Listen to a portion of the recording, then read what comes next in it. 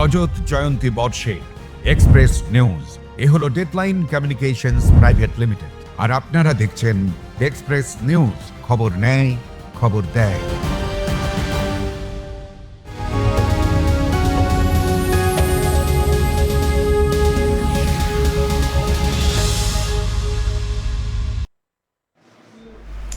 নমস্কার, বাংলার ভোট যুদ্ধের বিভিন্ন খবরাখবর নিয়ে আমি শতাব্দী আবারও হাজির হয়ে গেছি এক্সপ্রেস নিউজের পর্দায়। আশা করছি আপনারা সকলেই নিজেদের মৌলিক অধিকার আজ প্রয়োগ করে ফেলেছেন। সকাল থেকেই বিভিন্ন জায়গায় মানুষের ঢল নেমেছে শুধুমাত্র ভোট দেওয়ার জন্য, এবং কড়া নিরাপত্তার মধ্যে বিভিন্ন ভোটদান কেন্দ্রে চলছে ভোট গ্রহণ পর্ব। আমরা জানি সকাল 6টা থেকে শুরু করে সন্ধ্যা 6টা অবধি সময় রয়েছে এই ভোটদান। তার মধ্যেই সমস্ত নাগরিককে নিজেদের এই ভোট দানের পর্বটা চুকিয়ে ফেলতে হবে।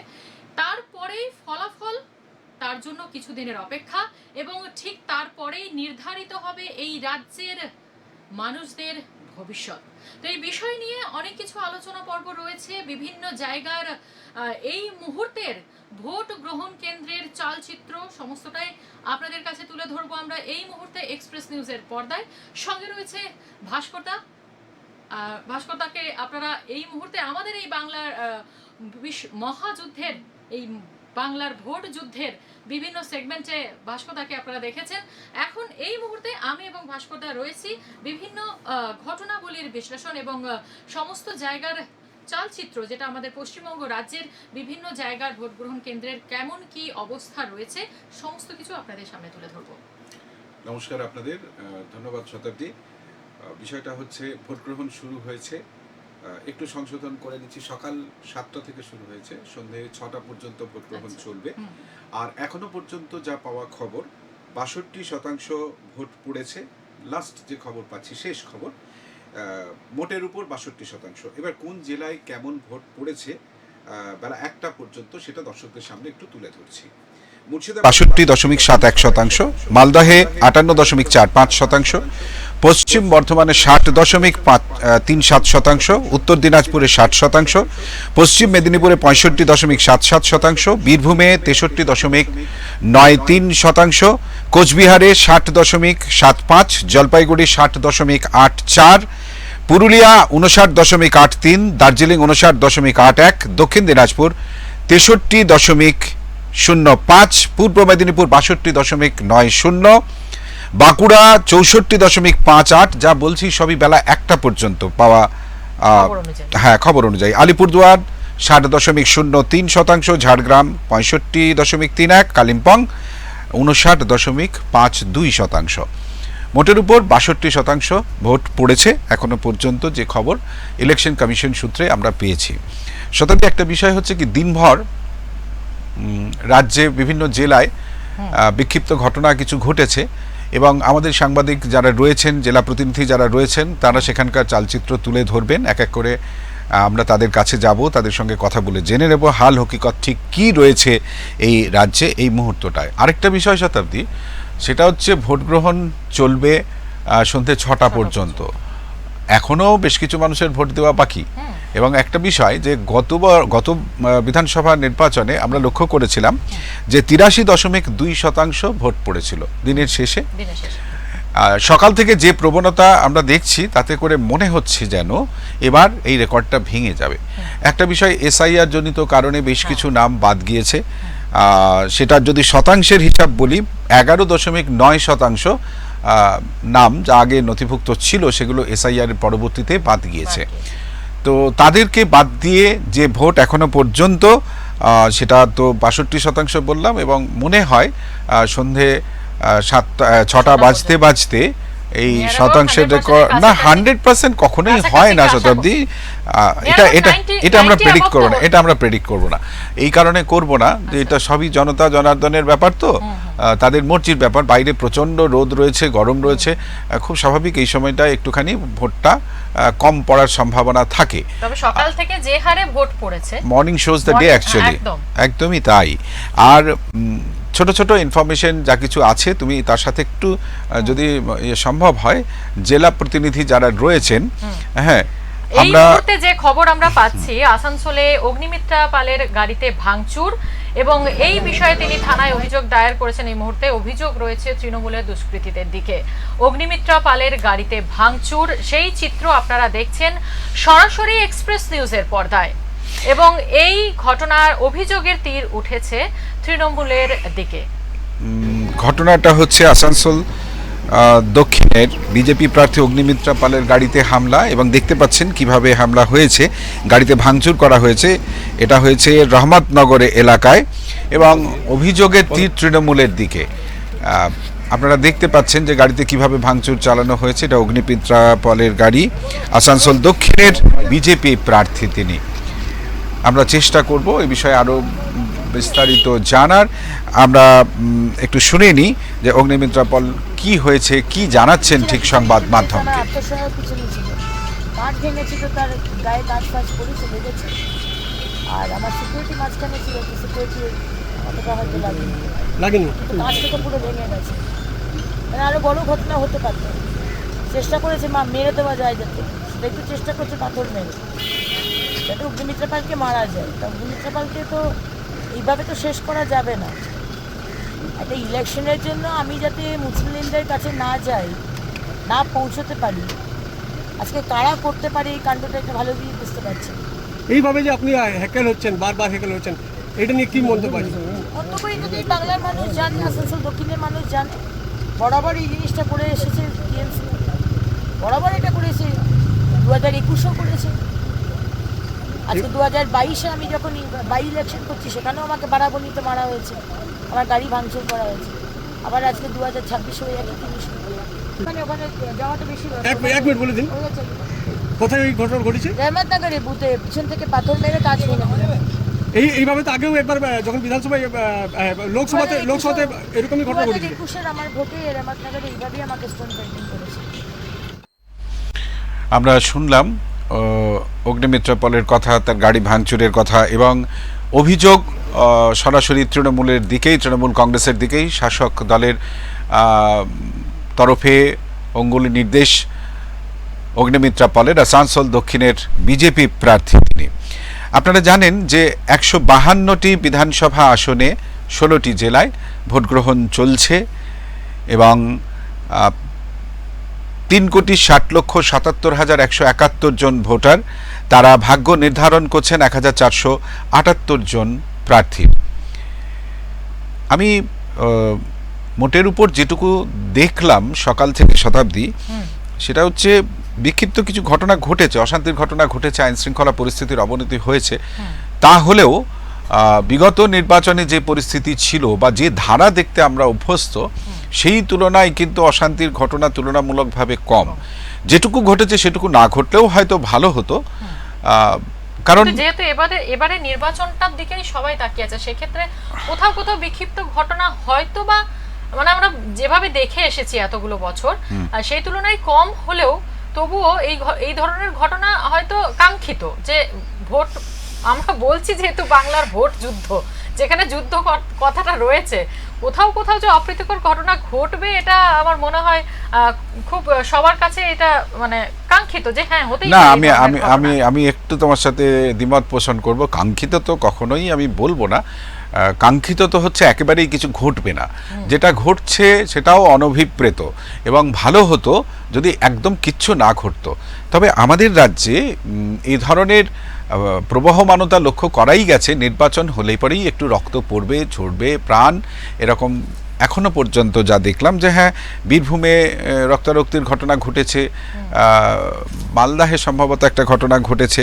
এবার পটাশপুর থেকে যেটা খবর পাচ্ছি, যে পটাশপুরে বিজেপি প্রার্থীকে কর্মীকে মারধরের অভিযোগ উঠেছে। পটাশপুর বিধানসভার টেপরাপাড়া 39 নম্বর বুথে এক বিজেপি কর্মীকে মারধরের অভিযোগ উঠেছে। গুরুতর আহত ওই বিজেপি কর্মী এই মুহূর্তে পটাশপুর গ্রামীণ হাসপাতালে চিকিৎসাধীন। আর অগ্নিমিত্রা পালের গাড়ি ভাঙচুরের কথা তুমি তো বললেই, আর কি খবরের মধ্যে রয়েছে আমাদের বীরভূমের লাভপুরে বিজেপি প্রার্থী দেবাশিস ওঝার এজেন্টের উপরে হামলা হয় এবং তার মাথা ফেটে যায়। সেখানেও প্রচন্ড উত্তেজনা হয়, সেই পরিস্থিতি সামাল দিতে পুলিশ এবং প্রশাসন তো রয়েছেনই, কিন্তু সেই জায়গাতেও কিন্তু সেই পাল্টা অভিযোগের একটা তীর সেটা রয়েই না, যাচ্ছে। এটা মোটের উপর এইবার আমি বলবো যে এটা অভিপ্রেত।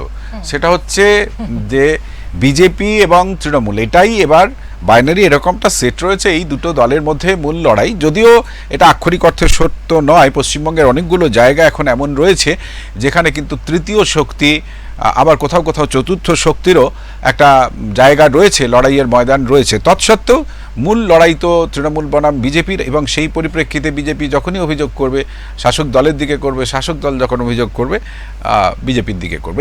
এটা অভিপ্রেত, এটাই হওয়া দরকার। মানে না, সেটা হওয়া, হবেই। হ্যাঁ, এটা হবেই সেটা। হ্যাঁ। বিরোধী দল এবং শাসক দলের মধ্যে যে একটা অভিযোগ পাল্টা অভিযোগের বিষয় থাকবে, সেটা তো খুব স্বাভাবিক ঘটনা, এটা তো থেকেই থাকে।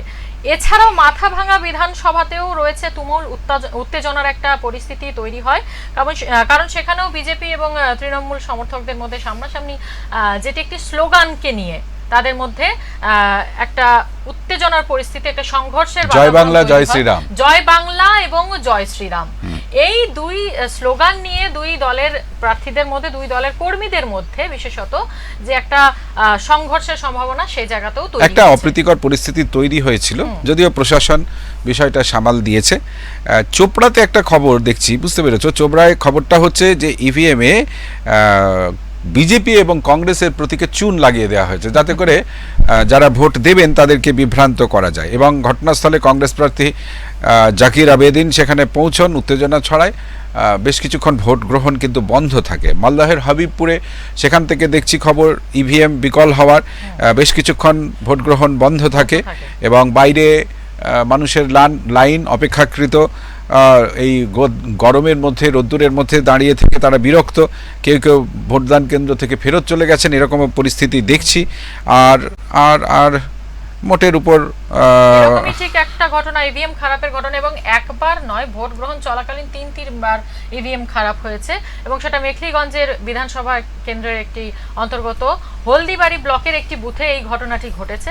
এবং তারপরে আশা করছি আমরা যে তারপরে সেই ঘটনা আবারও সামাল দেওয়া হয়েছে এবং তারপরে ভোট গ্রহণ যথাযথভাবে শুরু হয়েছে।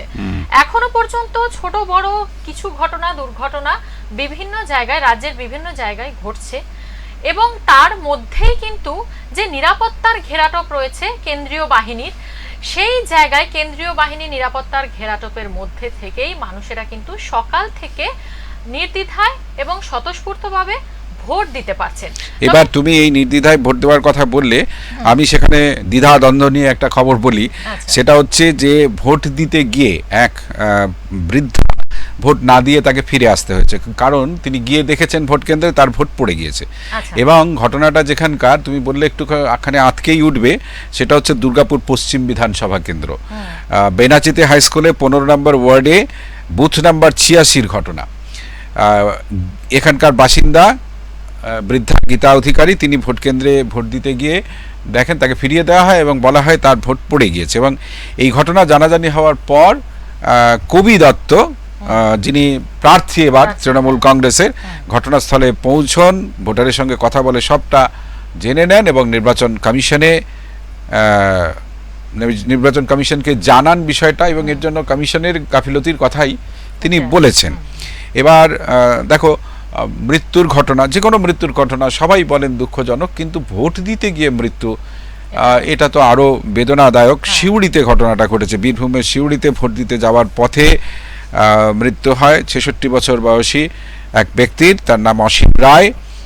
সিউড়ির নেতাজি স্কুলে তার ভোট দেওয়ার কথা ছিল, সেখানে যাওয়ার সময় রাস্তায় তিনি পড়ে যান এবং তারপর তাকে হাসপাতালে নিয়ে যাওয়া হলে চিকিৎসকরা তাকে মৃত বলে ঘোষণা করেন।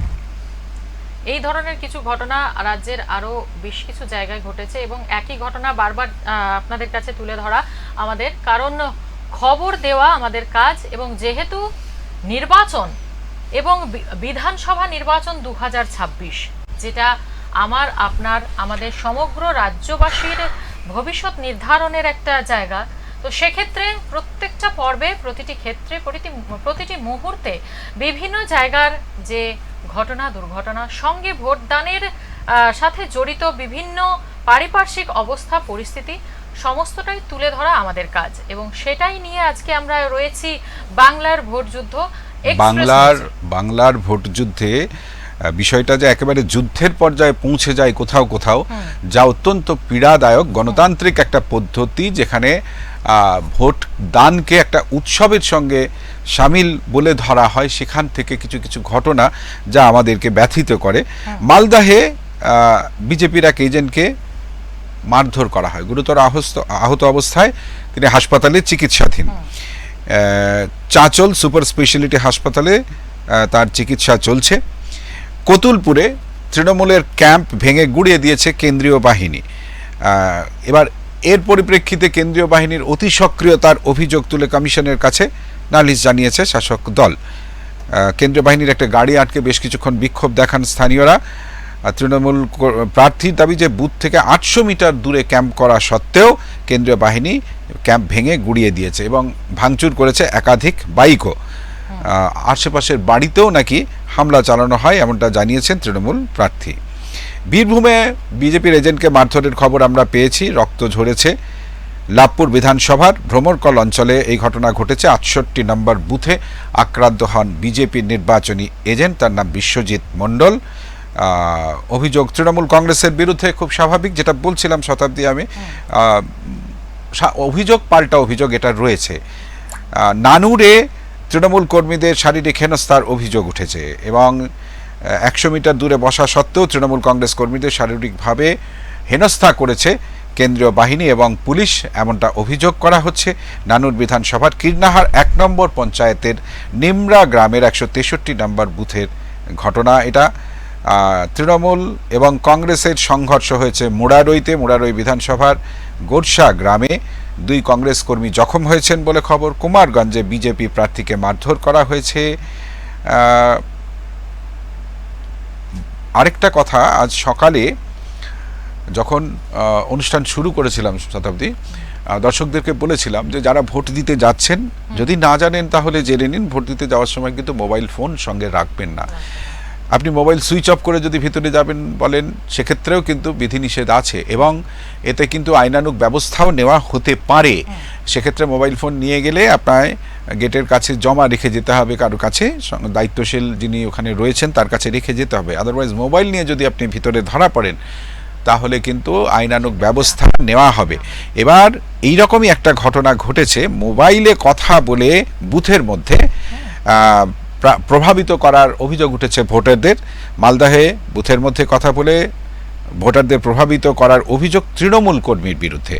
যেখানে মোবাইল রাখাই নিষিদ্ধ, সেখানে মোবাইলে কথা বলতে দেখা যায় ওই তৃণমূল কর্মীকে। এলাকায় মৌসুম নূর পৌঁছতেই উত্তেজনা সৃষ্টি হয়, পুলিশ আধিকারিক সহ একটি দল ছুটে আসে, পরিস্থিতি নিয়ন্ত্রণে আসে। তো অপ্রস্তুতকর পরিস্থিতি তৈরি হওয়ার আগেই যদি পরিস্থিতিটাকে সামাল দেওয়া যায়, তার থেকে ভালো আর কি হতে পারে? প্রয়োজনটা কি মোবাইল নিয়ে সেখানে যাওয়ার? এবার উদ্দেশ্য, না, উদ্দেশ্য যদি অন্য কিছু থাকে, অর্থাৎ যা অভিযোগ যে ভোটারদের প্রভাবিত করা হচ্ছিল, যদি তা সত্য হয় তাহলে সেখানে কিন্তু আইনানুগ ব্যবস্থা হবে। আরও একটি মৃত্যুর খবর এসেছে যে ভোটের লাইনে দাঁড়িয়ে মৃত্যু এক বিজেপি কর্মীর। পূর্ব মেদিনীপুরের পটাশপুরের ঘটনা। পটাশপুর বুথে শেষ নিঃশ্বাস ত্যাগ করেন বিজেপি কর্মী নিবেন্দ্রনাথ দাস।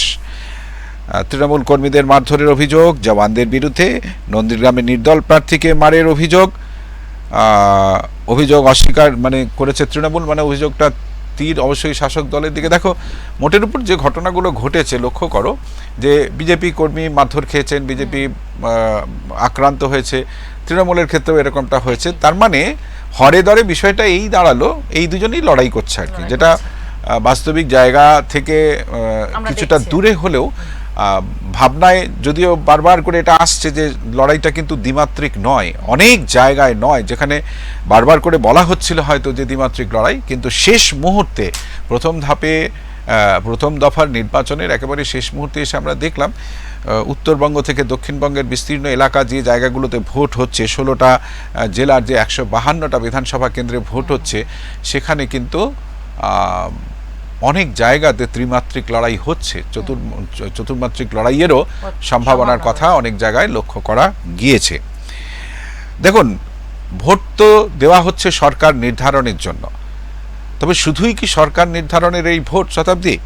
ভোটটা কিন্তু ভবিষ্যৎ নির্ধারণের। আপনার একটা ভোট আপনার আগামীর দিনকে সুনিশ্চিত করবে অথবা অনিশ্চিত করবে। অতএব যাদের এখনো পর্যন্ত ভোট দেওয়া হয়নি, অবিলম্বে ভোট গ্রহণ কেন্দ্রে গিয়ে নিজেদের ভোটাধিকার প্রয়োগ করুন, কারণ এটা আপনার অধিকারের মধ্যে পড়ে এবং নাগরিক হিসেবে ভোট দেওয়াটা আপনার কর্তব্য। ঠিক। এবং এইভাবেই কিন্তু সত্যি যেটা দাদা বললেন, ভাস্করদা যেটা এইমাত্র বললে, যে এটা আমাদের সকলের নাগরিকদের ভোটদান মৌলিক অধিকার, এবং তার সাথেই এই অধিকার প্রয়োগ করে আমরা নিজেদের জনপ্রতিনিধি হিসাবে যাকে বিধানসভায় দেখতে চাই, আমরা চাই যে আমাদের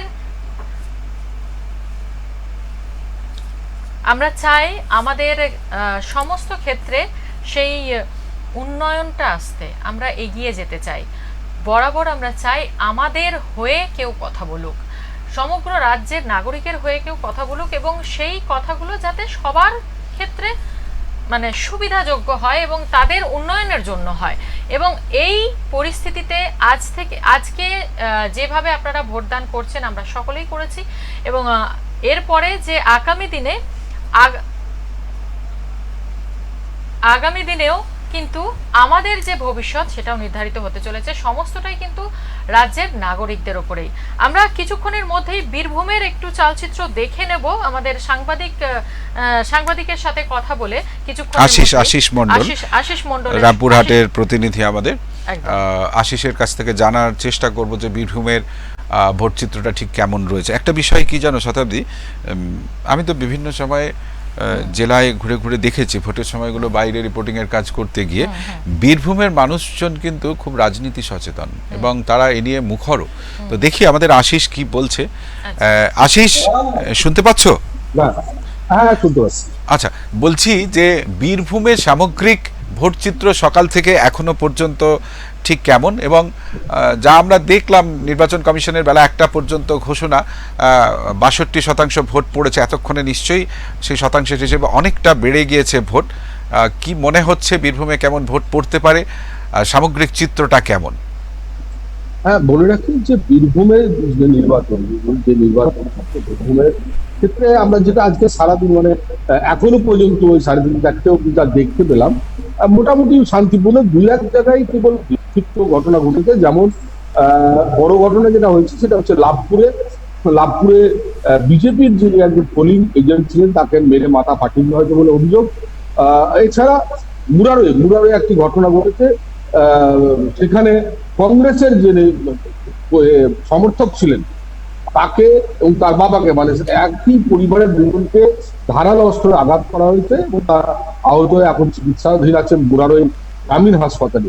এছাড়া আমরা এখনো পর্যন্ত ঘুরে যেটা দেখলাম, সর্বত্র শান্তিপূর্ণভাবে ভোট হচ্ছে, নির্বিঘ্নে ভোট হচ্ছে, এবং কমিশন যেমন বলেছিল বহু ক্ষেত্রে বেশি মানে 70 থেকে 80% বুথে দেখলাম সেরকমই অবস্থা। তার কারণ 100 মিটারের মধ্যে কিন্তু কোনো জমায়েত আমরা আজকে দেখতে পাই। অনেক ক্ষেত্রেই 2-1 ক্ষেত্রে হয়তো 2-1 জায়গায় হয়তো জায়গা সংকলন হয়নি বা ছোট জায়গা, ফলে অল্প মানুষ থাকলে সেটা জমায়েত বেশি মনে হচ্ছে। কিন্তু সার্বিকভাবে যদি দেখা যায় তাহলে দেখা যাবে যে কমিশনের যে আঁটো ছিল সেটা কিন্তু সম্পূর্ণভাবেই একদম হয়েছে, সম্পূর্ণ রূপ পেয়েছে। তবে আমরা যেটা হাসন বিধানসভা কেন্দ্রের যিনি তৃণমূলের প্রার্থী রয়েছেন কাজ হচ্ছে, তার সঙ্গে আমরা ঘন্টা 2 ঘুরে দেখলাম কমিশনের যে আঁটো এবং কেন্দ্রীয় বাহিনীকে যে নির্দেশ দেওয়া হয়েছিল সেই নির্দেশ মতো তারা কাজ করছে। এমনকি 3টি জায়গায় আমরা দেখলাম প্রার্থীকেও প্রথমে ভেতরে ঢুকতে দেওয়া হয়নি, পরবর্তীকালে প্রিজাইডিং অফিসার এসে তার পরিচয়পত্র পরীক্ষা করেন, তারপরে তারা ঢুকতে পারে। এভাবে কিছু কিছু ক্ষেত্রে বাধার সৃষ্টি হয়েছে, সংবাদ মাধ্যমকেও এবার বাধা দেওয়া হয়েছে, কেন্দ্রীয় বাহিনী বাধা দিয়েছেন, পরে প্রিজাইডিং অফিসাররা এসে কিছু কিছু জায়গায় নিয়ে গেছেন, কিন্তু অনেক ক্ষেত্রে ঢুকতে দেওয়া হয়নি। মোটের উপর বলা যেতে পারে যে বীরভূম জেলায় 11টি যে বিধানসভা চলছে সেই 11টি বিধানসভা নির্বাচনে শান্তিপূর্ণ ভোট হয়েছে। গত 21-এর নির্বাচনে যে সন্ত্রাসের কথা আমরা দেখেছিলাম, বিশেষ করে ইলাম বাজারে দেখেছিলাম, সিউড়িতে দেখেছিলাম, মারগ্রামে দেখেছিলাম, মুরারোয়ে দেখেছিলাম, সেই সন্ত্রাস, সেই মারধর, সেই রক্তপাত কিন্তু এবার দেখা যায়নি। শুধুমাত্র দুটি ক্ষেত্রে বাদ দিলে, লাভপুর এবং মুরারোয়ে বাদ দিলে সর্বত্র এখনো পর্যন্ত শান্তিপূর্ণভাবেই ভোট হচ্ছে। আশিস, আরেকটা বিষয় জানতে চাইবো যে এবার অনুব্রত মণ্ডল সেভাবে সক্রিয় নেই ভোটে, এটার কি কোনো রকম প্রভাব পড়েছে শাসক দলের ভোট প্রচার পরবর্তী পর্যায়ে ভোট গ্রহণের সময়ে বিশেষ কোনো তারতম্য? না, বলে রাখি এবার যেটা হয়েছে, আমরা বীরভূমের ভোট মানে আমরা সবাই ভাবি অনুব্রত মণ্ডল, তো আমরা গোটা রাজ্য মানুষ জানে যে বীরভূমের ভোট মানে অনুব্রত, কিন্তু এবার আমরা দেখতে পেলাম অনুব্রত মণ্ডল কিন্তু কোথাও সভা সমিতি করেন। স্টার ক্যাম্পেনার হিসেবে দেখা গেছে অনুব্রতের নাম, এবং দেখা গেছে বিভিন্ন জায়গায়, তো কখনো কাটোয়ায়, কখনো মঙ্গলকোটে বা অন্যান্য জায়গায় সভা করলেও বীরভূমে সভা করতে তাকে দেখা যায়নি। তাকে প্রশ্ন করা হয়েছিল যে অন্যান্য বার তো আপনি বিভিন্ন জায়গায় সভা করেছেন, ব্লকে ব্লকে সভা করেছেন, অন্যান্য বার দেখা যাচ্ছে যে আপনাকেই নজরবন্দি করতে কেন্দ্র বাড়ি লেগেছে, প্রচুর ম্যাজিস্ট্রেটকে রাখতে হয়েছে, এবার কেন? তিনি এবার পরিষ্কার বলেছেন যে এবার দলের যে নির্দেশ ছিল, দলের নির্দেশ ছিল সংগঠনকে মজবুত করা, আমি সেটা করেছি, এবং দল যেখানে যেখানে সভা করার নির্দেশ দিয়েছে, অনুমতি দিয়েছে, সেখানে সেখানে করেছি। যেহেতু দলের নির্দেশ ছিল না বলে এবার এলাকা এলাকায় আমরা বা ব্লকে ব্লকে সভা করতাম, সেই সভা করা হয়নি। তবে তিনি আত্মবিশ্বাসী যে বীরভূমের 11টির মধ্যে 11টি সিটই এবারও তৃণমূল জয়লাভ করবে। গতবার যেটা দুবরাজপুর ছিল বিজেপির, সেটাও নাকি এবার তৃণমূল দখল করবে বলে আত্মবিশ্বাসী অনুব্রত মণ্ডল। আরেকটা বিষয় আসিস, আমি এই বিকেল 3টের রিপোর্টটা পেলাম এক্ষুনি, সেটা হচ্ছে যে ওভারঅল ভোটদান 78.77% হয়েছে। সেখানে বীরভূমে যা দেখছি সেটা হচ্ছে 80.22, 80.22% ভোট এখন পর্যন্ত হয়েছে। এবার সার্বিক যা চিত্র অন্যান্য জেলাগুলো থেকে যা দেখলাম, তাতে করে সকালবেলায় যা ভোট পড়েছে পার্সেন্টেজ যথেষ্ট ভালো, এবং গতবার সার্বিক যা ভোট পড়ার পরিসংখ্যান আমার সামনে রয়েছে তা হচ্ছে 83.2%। বীরভূমের মানুষ আমার মনে হয় একটু রাজনীতি সচেতন, তো এক্ষেত্রে এই যে পার্সেন্টেজটা রয়েছে এখনো পর্যন্ত 80.22, এটা কোথায় গিয়ে পৌঁছতে পারে বলে মনে হয়? এখনো তো ভোট গ্রহণ অনেকটা সময় বাকি রয়েছে, প্রায় 2 ঘন্টা 10 মিনিট 15 মিনিট সময় বাকি রয়েছে। মনে হয় কি রেকর্ডটা ভেঙে যাবে? আরেকটা পরিসংখ্যানগত দিক থেকেই দেখছি অন্য যা জেলায় রয়েছে, সমস্ত জেলায় যা ভোট পড়েছে তার তুলনায় কিন্তু বীরভূমে ভোট বেশি পড়েছে, এবং এই ভোট বেশি পড়াটা শাসকের কাছে কোনো আতঙ্কের জায়গা তৈরি করে কি, নাকি স্বস্তির হাওয়াই আনছে? না, একটা জিনিস বলি যে বীরভূমে আপনি যেটা বললেন যে মানুষ রাজনৈতিক সচেতন, এবং মানুষ বীরভূমের যারা মানুষ তারা কিন্তু ভোটটা মোটামুটি প্রয়োগ করে, যারা ভোটাধিকার যারা রয়েছে তারা ভোটদানটা করেই। এবার আর একটু বেশি হবে পার্সেন্টেজটা, তার কারণ 90 ছাড়িয়ে যাবে। তার একটাই কারণ, একটা আতঙ্কের মধ্যে রয়েছে মানুষ। আর কারণ এই মুহূর্তে বীরভূম জেলায় প্রচুর, অর্থাৎ যদি আমরা গোটা 11টা বিধানসভায় ধরি, দেখা যাবে প্রায় 33 থেকে 40 হাজার, মানে ভুয়ো ভোটার বা মৃত ভোটার বাদ দিলে এসআইআর যে বাদ গেছে সেগুলো প্রায় 30 থেকে 32 হাজার ভোটার বাদ গেছে। এবার মানুষের যে আতঙ্ক সৃষ্টি হয়েছে, এই 2026-এর ভোট যদি কেউ না দেয় তাহলে কিন্তু আগামী দিনে তার নাম থাকবে না ভোটার। হ্যাঁ, এটাও কিন্তু অনেক জায়গায়, হ্যাঁ ঠিক ঠিক ঠিক, একদমই ঠিক, যেই নির্বাচনে কেউ ভোট না দিলে হয়তো পরবর্তীতে তার নাম দিতে পারবে না, এটাও আতঙ্কের কাজ করেছে। হ্যাঁ, এই আতঙ্কের জন্যই কিন্তু মানুষ সকাল সকাল ভোট দিচ্ছে। এবং একটা জিনিস, বীরভূম, মালদা, মুর্শিদাবাদ, এই 3টে জেলার বেশিরভাগ মানুষই থাকে পরিযায়ী শ্রমিক, অধিকাংশ মানুষ পরিযায়ী শ্রমিক। এবার যেটা আমরা দেখতে পেয়েছি যে ট্রেন, বাস বা যেগুলো আছে, অধিকাংশই পরিযায়ী শ্রমিক কিন্তু তারা ঢুকে গেছে। যেমন আমাদের বীরভূম জেলার নানুর, লাভপুর, আবার এদিকে দেখা গেলে মারগ্রাম, অর্থাৎ হাসন, মুরারই, নলাটি, এই এলাকায় পরিযায়ী শ্রমিক সব থেকে বেশি।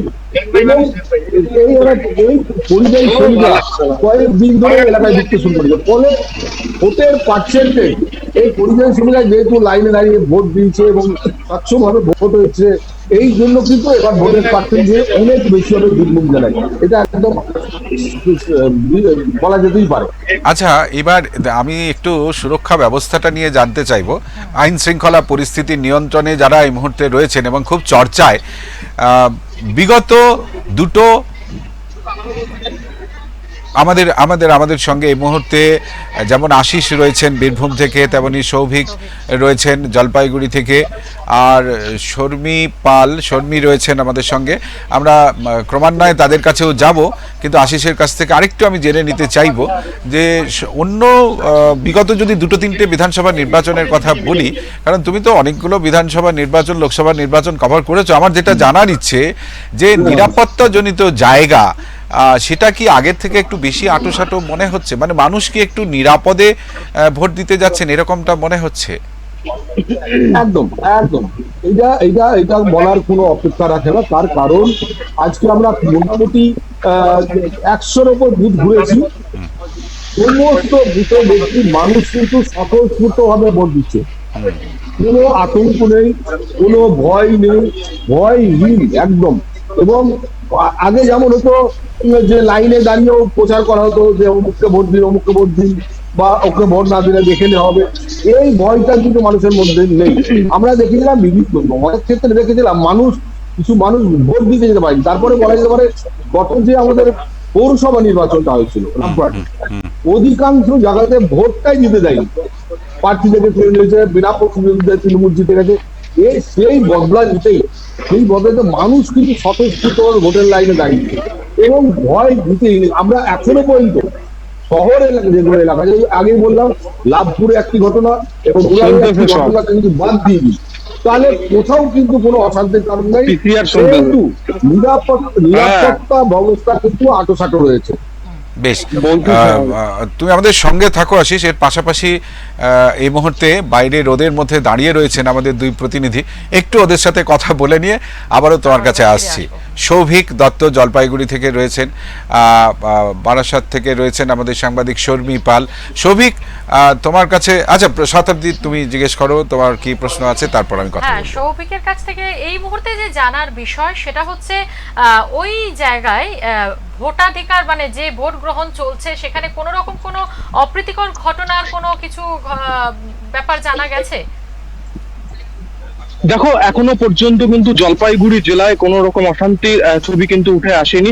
কিছু জায়গায় বিক্ষিপ্ত কিছু ঘটনা ঘটেছে, কিন্তু জলপাইগুড়ি জেলায় কিন্তু কোনো অশান্তি বা গন্ডগোলের খবর এখনো পর্যন্ত পাওয়া যায়নি। আমরা কিন্তু এই মুহূর্তে রয়েছি একটি বুথে, ধূপগুড়ি বিধানসভা কেন্দ্রের অন্তর্গত একটি বুথে রয়েছি। সেই বুথে দেখতে পাচ্ছ যে এখন কিন্তু দুপুর বেলায় কিন্তু রোদ চলছে এবং তাপপ্রবাহ কিন্তু যথেষ্ট রয়েছে উত্তরবঙ্গে এই মুহূর্তে। তার মধ্যেও কিন্তু দেখতে পাচ্ছ যে কিভাবে মহিলারা এবং পুরুষরা কিন্তু লাইনে দাঁড়িয়ে রয়েছেন। একটা দীর্ঘ লাইন কিন্তু লক্ষ্য করা যাচ্ছে এবং পাশাপাশি কিন্তু এখানে আমি দেখাতে বলবো যে কেন্দ্রীয় বাহিনীর জওয়ানরাও কিন্তু রয়েছেন। আমি বলে রাখতে চাইবো তোমাকে যে কেন্দ্রীয় বাহিনীর জওয়ানদের ঘেরাটোপের মধ্যে কিন্তু এই মুহূর্তে কিন্তু এই প্রথম দফার নির্বাচন চলছে এবং নির্বাচনে কিন্তু সুস্থভাবেই এখনো পর্যন্ত জলপাইগুড়ি জেলা জুড়ে কিন্তু নির্বাচন প্রক্রিয়া চলছে। সৌভিক, যতটুকু খবর এখনো পর্যন্ত পাওয়া গেল, আমি বলি আমাদের সঙ্গে তো বীরভূমের সাংবাদিকও এই মুহূর্তে রয়েছেন। আমি শুধু একটা খবর বলি যে বীরভূম কিন্তু কিছুটা হলেও এগিয়ে রয়েছে ভোটদানের হারের হিসেবে। কেমন সৌভিকের এলাকায় যে ভোট গ্রহণ এখনো পর্যন্ত আমার চোখে পড়লো সেটা হচ্ছে 78.92%। তো বীরভূম একটু এগিয়ে রয়েছে। আশা করি আরেকটু বেলা যখন গড়াবে তখন জলপাইগুড়িতে ভোটটা আরও বাড়বে, বীরভূম তো বাড়বে, এটা নিয়ে আমার কোনো সংশয় নেই। বোধ করি আশিসও আমার সঙ্গে একমত হবে যে বীরভূমে ভোটের হার কিন্তু আরও অনেকটা বাড়বে। আর বিকেল হওয়ার সঙ্গে সঙ্গে মানে রোদটা একটু পড়লেই সর্বত্রই বাড়বে, কিন্তু আমার বীরভূম সম্পর্কে ধারণাটা সামান্য আছে, তাতে করে আমার মনে হয় ভোটাররা আরও বেশি সাড়া দেবেন। শর্মী পাল আমাদের সঙ্গে রয়েছেন। শর্মীর যদিও উত্তর 24 পরগনা থেকে এই পর্বে অন্তত ভোট হচ্ছে না, কিন্তু দ্বিতীয় পর্বের যে প্রস্তুতি প্রচার যা কিছু চলছে, শর্মী কি আপডেট রয়েছে তোমার কাছ থেকে? দ্বিতীয় দফার ভোট উত্তর 24 পরগনা সহ আরো বেশ কিছু জেলাতে, এবং সেইটাই কিন্তু প্রচার একদম কোমর বেঁধেই সকল রাজনৈতিক দল শেষ প্রচার চলছে। যেমন আজকেই মধ্যমগ্রামে রয়েছে অমিত শাহের একটি রোড শো, এবং যে সমস্ত জনসভা বা রোড শো সেখানে তো মানুষের সারা এবং জনসমাগম সেটা কিন্তু আমরা লক্ষ্য করেছি। গতকালের প্রধানমন্ত্রীর বিভিন্ন সভা থেকে শুরু করে অমিত শাহের সভা, বিভিন্ন রাজনৈতিক দলের যে সকল রোড শো গুলি চলছে সেগুলোতে কিন্তু আমরা যথেষ্ট মানুষের জনগণ কিন্তু আমরা লক্ষ্য করেছি। এবং এখানে যে বিষয়টি উল্লেখ, দ্বিতীয় দফার ভোটকে কেন্দ্র করে কিন্তু ইতিমধ্যে নিরাপত্তা ব্যবস্থা সেটা কিন্তু যথেষ্ট আরো হয়েছে।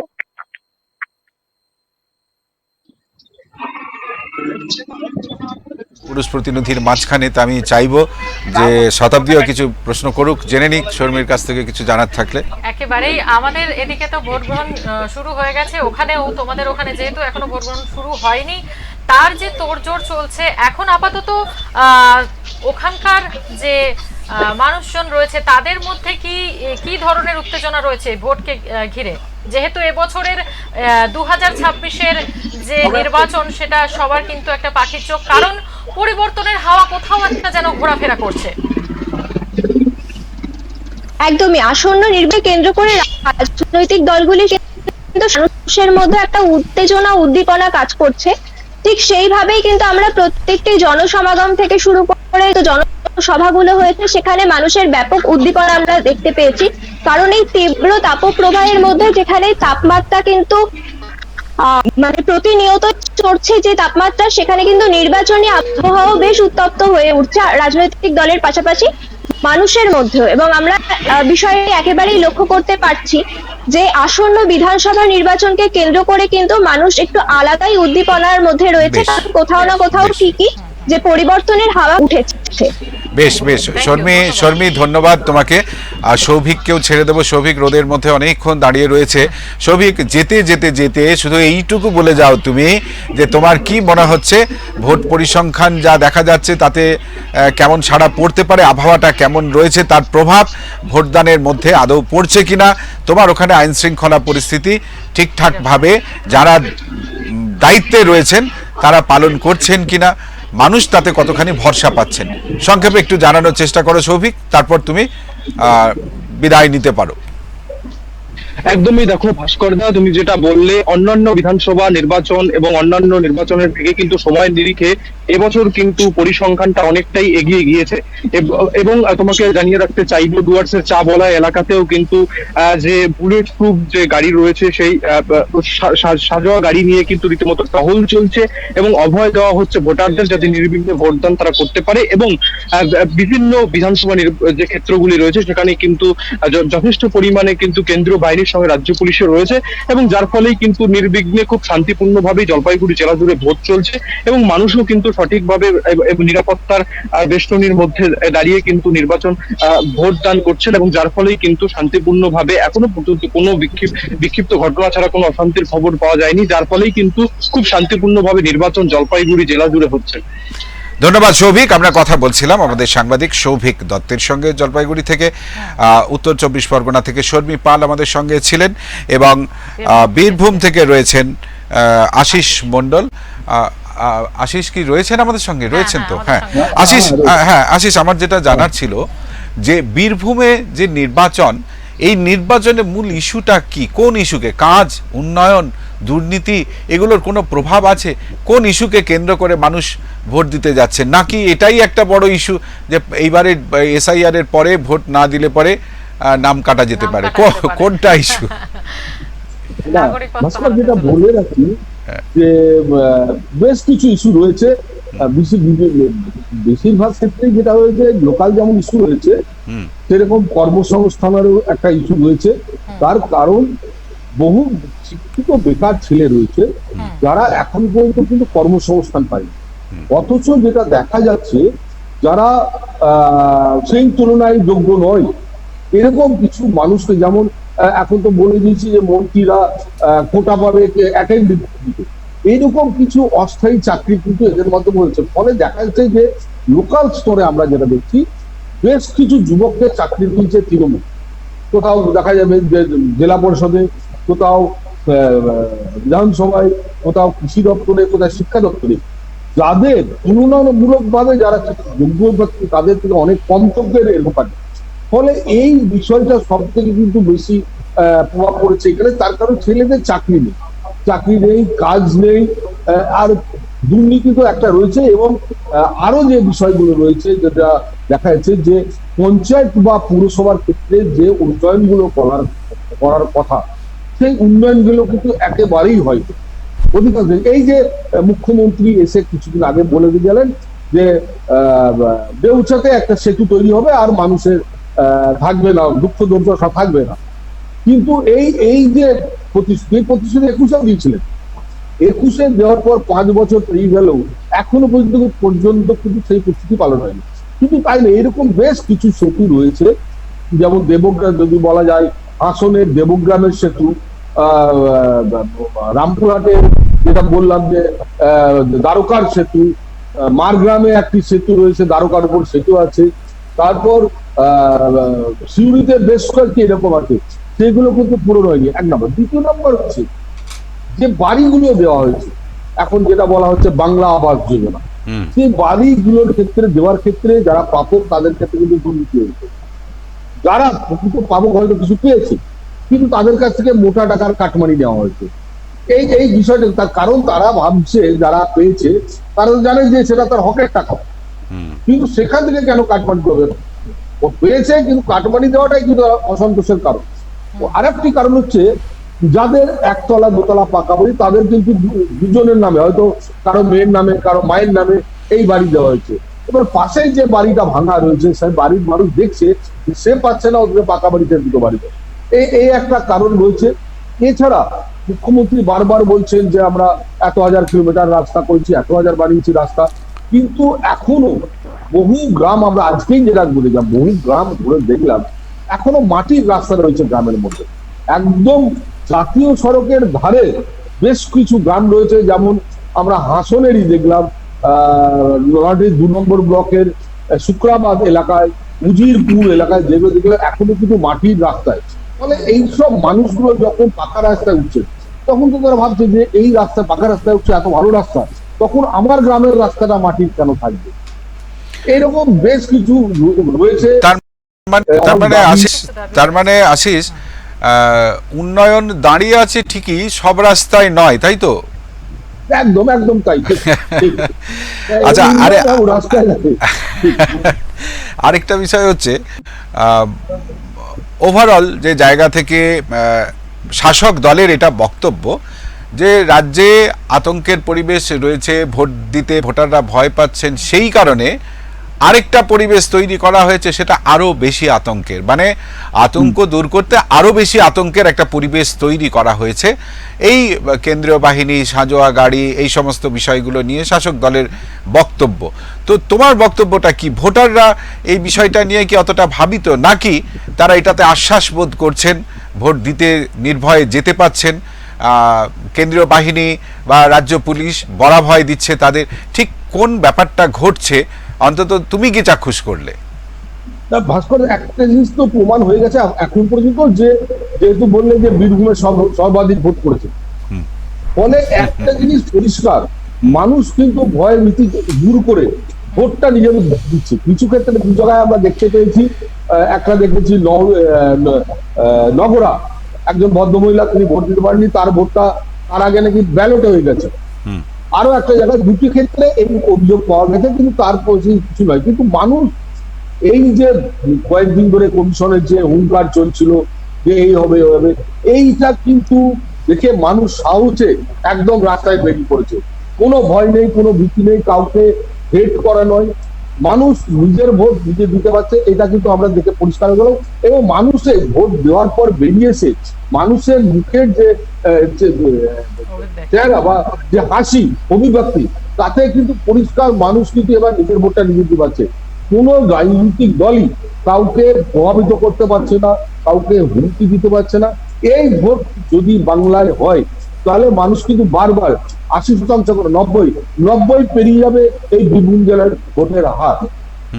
আশিস, আচ্ছা, তোমার কিছু প্রশ্ন করার আছে? আচ্ছা, আমি আরেকটা প্রশ্ন করতে চাইবো। তার কারণটা হচ্ছে, আশিসকে প্রশ্ন করার বেসিক রিজনটা হচ্ছে, আশিস একজন সিজনড সাংবাদিক, ঠিক আছে? এবার বিষয়টা হচ্ছে প্রচুর নির্বাচন কভার করেছে, এই কারণে আমি জানতে চাইছি, এটা আমার কৌতূহলের বশে তোমাকে করা প্রশ্ন, যখনই দেখা যায় যে ভোট পার্সেন্টেজ এরকম রেকর্ড করে বা বাড়ে, সেটা কিন্তু শাসক দলের পক্ষে যায় না আশিস। এটা আমার ব্যক্তিগত উপলব্ধি, নির্বাচন কভার করার রেসপেক্টে বলছি। তোমার অভিজ্ঞতাটা ঠিক কি বলে, আর কি বুঝছো তুমি এই ভোটিং ট্রেন্ডটা কি ইঙ্গিত দিচ্ছে তোমাকে? ভাস্কর, একটা জিনিস বলে রাখি, বীরভূম জেলায় যেভাবে ভোট হচ্ছে আজকে 11টি বিধানসভাতে, তাতে শাসক দলের চিন্তার কারণ। তার কারণ প্রত্যেকটি বিধানসভাতেই কিন্তু ভোটের পার্সেন্টেজ খুবই ভালো, প্রত্যেকটাতে, একটা নয়, প্রত্যেকটা বিধানসভাতে ভোটের পার্সেন্টেজ ভালো। এই ভালো হওয়া কিন্তু যেটা বললে ঠিকই, যে শাসক দলের চিন্তার কারণ। তার কারণ ভোটারদের বুথ পর্যন্ত যেতে না দিতে পারলে শাসক দলের লাভ হয়। তার কারণ শাসক দলের যারা রয়েছে তারা দেখে যে কারা কারা কাদেরকে ভোট দিতে পারে। যারা বিরোধীকে ভোট দেবে, মানে শাসক দলকে দেবে না, তাদেরকে রাস্তা থেকে বা বাড়িদের মধ্যে আটকে দেওয়া হয়। কিন্তু যখন দেখা যায় বেশি ভোট পড়েছে, তখন দেখা যাবে যে আটকানো যায়নি কাউকে। সেটা কিন্তু এবার বীরভূম জেলায় পরিলক্ষিত হয়ে গেছে। তার কারণ প্রতিটি বাড়িতে যারা মানুষ রয়েছে তারা কিন্তু ভোট দিতে, ভোট কিন্তু তো এবার বাদ দেয়নি। আমরা যদি দেখি রামপুরহাট বা দুবরাজপুর বা শিউড়ি বা মুরারই, এই বুথ বিধানসভাগুলো বা মৌরেশ্বর, এই বিধানসভাগুলো যেভাবে স্বতঃস্ফূর্ত ভোট হচ্ছে, এবং এই যে 5টা বিধানসভা আমি বললাম এখন পর্যন্ত, এই বিধানসভা 5টি কিন্তু সর্বাধিক ভোট হয়েছে। এবং এই 5টি বিধানসভায় কিন্তু শাসক দলের একদম বড় চিন্তার কারণ। তারও কারণ হচ্ছে মুরারই, যদি আমরা প্রথম ধরি, মুরারের তৃণমূলের একটি বড় গোষ্ঠীদ্বন্দ্ব, এবং যিনি তৃণমূলের ক্যান্ডিডেট হয়েছিলেন তাকে আজ এবার কংগ্রেসের ক্যান্ডিডেট করা হয়েছে। এবার কংগ্রেসের যারা, তৃণমূলের যারা রয়েছেন, তারা কিন্তু হয়তো প্রকাশ্যে না নামলেও লুকিয়ে লুকিয়ে কিন্তু তারা কংগ্রেসের ভোট করছে। এবং 72 জন পঞ্চায়েতের তৃণমূলের মেম্বার, প্রধান, উপপ্রধান, তারা প্রকাশ্যে কিন্তু কংগ্রেসের ভোট করছে। এটা শাসকের মূল কারণ। এবং শাসক যে অনেকটা পিছিয়ে পড়েছে মুরারয়ে, মারধর, এই যে মারধর করছে কংগ্রেসীদেরকে, এটা একটা অন্যতম কারণ হতে পারে। এছাড়াও যদি আমরা বলি রামপুরহাট, সে একই ক্ষেত্রে এক জায়গায় আমরা দেখতে পেয়েছি যে তৃণমূল হুমকি দিচ্ছে, কিন্তু যখনই অভিযোগ করা হয়েছে তখন দেখা যাচ্ছে তারা এলাকা থেকে উঠাও। তার কারণ যে কজনকে এবার বীরভূম জেলায় চিহ্নিত করা হয়েছিল দাগি বলে, বা যারা ভোট পরবর্তী হিংসায় অশান্তি সৃষ্টি করে, তাদের মধ্যে 48 জন রয়েছে বীরভূম জেলায়, তার মধ্যে 3 জন রয়েছে রামপুরহাট বিধানসভায়। তাদেরকে নজরবন্দি করেছেন, অর্থাৎ নজরের মধ্যে রেখেছে। তারা এর আগে যেটা করতো, আগে বাড়ি থেকে মানুষকে বেরোতে দিত না, এবং যারা ভোট দিতে ব্যস্ত বুথের মধ্যে ঢুকেই বলতো তোমার ভোট হয়ে গেছে, মানে হাতে আঙুলে কালি লাগানো যতক্ষণ। এবার কিন্তু সেটা নেই। এবার সরাসরি মানুষ যাচ্ছে, নিজের ভোট দিচ্ছে। এবং বুথটা সব থেকে ব্যাপার হচ্ছে বুথের ভিতর, যেটা আগে শাসক দলের লোককে ঘিরে রেখেছিল, এবার কিন্তু দেখলাম বুথের ভিতর একদম পরিষ্কার, এবং কোনো শব্দ নেই। পিন করলেও সেখানে একটা শব্দ হবে, ব্যাস, সেটা শুনতে পাওয়া যাবে। ফলে ভোটটা কিন্তু শান্তিতেই দিচ্ছে মানুষ। আচ্ছা, এই যে ন্যারেটিভ, একটা বাইনারি যেটা সেট করা হয়েছে, সেটা হচ্ছে লড়াই হচ্ছে শাসক দল তৃণমূল কংগ্রেস এবং বিজেপির মধ্যে। বীরভূমে কি চিত্রটা একেবারেই সেরকম, নাকি তৃতীয় চতুর্থ শক্তির কোনো রকম লড়াইয়ের জায়গা রয়েছে? আর যেহেতু এবার কংগ্রেস এবং সিপিআইএম বা বামেরা আলাদাভাবে লড়াইটা করছে, তো তোমার কি মনে হয় তাদেরও এবার একটা লিটমাস টেস্ট হচ্ছে বিজেপি এবং তৃণমূল কংগ্রেসের মতোই নিজেদের একটা কতটা জলে রয়েছে এটা বোঝার একটা মাপকাঠি হতে পারে এবারের নির্বাচন? কি মনে হয়? হ্যাঁ, এবার আগে একটা বললাম যে বীরভূম জেলায় যেগুলো আছে 11টি আসন, তার মধ্যে একটি যদি বাদ দিই, আমরা একটি অর্থাৎ মুরারইটা বাদ দিই, সেখানে তৃণমূল বিজেপি থাকবে তৃতীয় পজিশনে। সেখানে লড়াই মূলত হচ্ছে কংগ্রেস আর বিজেপি, কংগ্রেস আর তৃণমূল শাসক দলের সঙ্গে।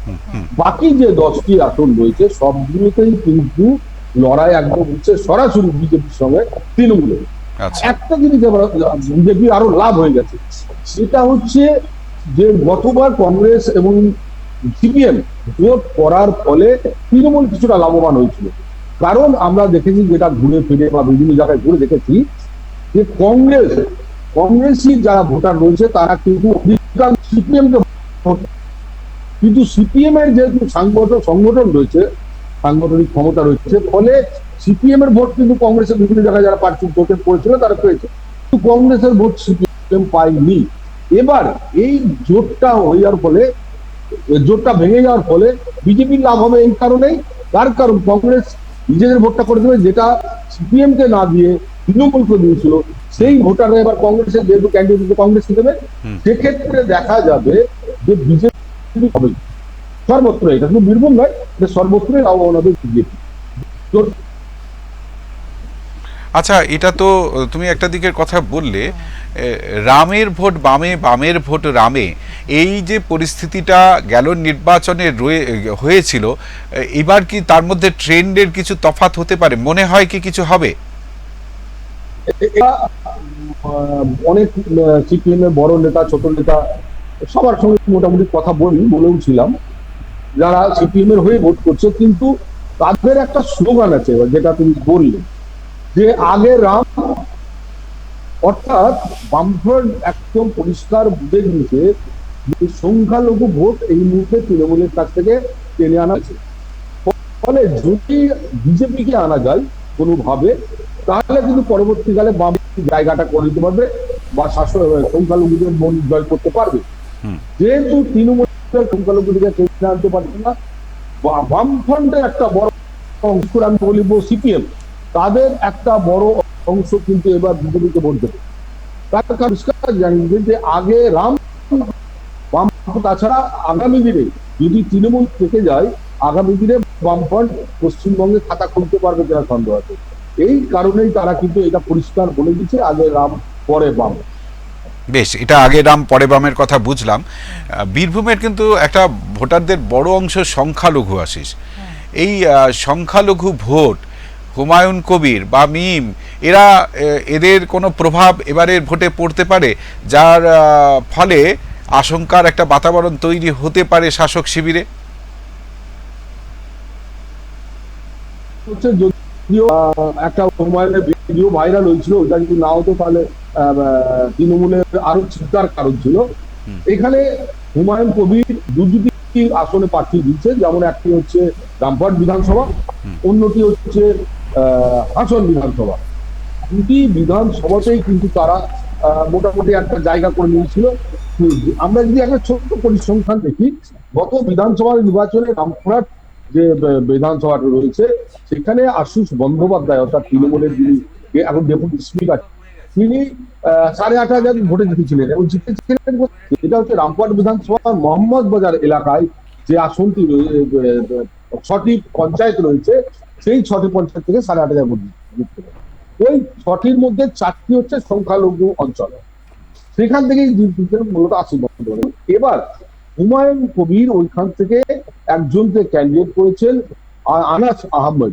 আনাস আহমেদ হচ্ছেন একজন লরি ইউনিয়নের সম্পাদক বীরভূম জেলা, এবং তার ক্যাশা খাদান রয়েছে, বহু শ্রমিক রয়েছে। আমরা যদি সেই পরিসংখ্যান দেখি, ওই আনাস আহমদ যদি ওই এলাকায় বেশি না 1,500 ভোট টেনে নেয়, তাহলে কিন্তু শাসকের চিন্তার কারণ। অন্যদিকে হাসনেও কিন্তু একই অবস্থা, যদি হুমায়ুন কবিরের দল আসলে 1,500 ভোট টানতে পারে, তাহলে কিন্তু শাসকের চিন্তার কারণ হয়ে দাঁড়াবে। এছাড়া আমরা দেখেছি যে আইএসএফ এর সঙ্গে যেহেতু একটা জোট হয়েছে, সিপিএম এর মুরারইয়ে আমার জোট আছে, লাভপুরে জোট আছে, এইসব ক্ষেত্রে যেমন আমাদের বীরভূম জেলায় সংখ্যালঘু অধ্যুষিত বলতে মুরারই, হাসন, এই তিনটি বিশেষ করে সংখ্যালঘু, বাকি সব জায়গাতেই হিন্দুরা রয়েছেন। সংখ্যালঘু এই তিনটে অধ্যুষিত এলাকায় যদি আইএসএফ বা হুমায়ুন কবিরের দল গোটা অংশে, মানে বেশি সংখ্যক 1,500 কি 7 ভোট কেটে দিতে পারে, তাহলে কিন্তু শাসকের চিন্তার কারণ হয়ে দাঁড়াবে। বেসিক যদি ইস্যুর কথা বলি, তুমি কর্মসংস্থানের কথা বললে, আমি যতটুকু বীরভূম জানি তার মধ্যে বীরভূমের এমন কিছু এলাকা আছে যেখানে পানীয় জলের এই গরমের সময়টায় তীব্র সমস্যা দেখা দেয়। পরিশ্রুত পানীয় জল এর আকাল কিন্তু ভরা গ্রীষ্মে আমরা দেখি। আবার কিছু কিছু জায়গা আছে যেখানে বর্ষার সময়ও পুরো বিপরীত চিত্র লক্ষ্য করা যায়। এমনও জায়গা আছে যেখানকার মানুষের সঙ্গে, যে গ্রামের মানুষের সঙ্গে পারিবারিক সম্পর্ক তৈরি করতে যান না অন্য গ্রামের মানুষ, যেই বর্ষার সময় এমন পরিস্থিতি থাকে যাতায়াত ব্যবস্থা পুরোপুরি ভেঙে পড়ে। আমি এই বেসিক যে প্রয়োজনের জায়গা, সেই প্রয়োজনের জায়গাগুলো বিধানসভা নির্বাচনে ইস্যু হওয়া, আলোচনায় আসা দরকার বলে আমার ব্যক্তিগতভাবে মনে হয়। তোমার ঠিক কি মনে হয়, আদৌ কি সেই সমস্যাগুলো অ্যাড্রেসড হয় এই বিধানসভা নির্বাচনে?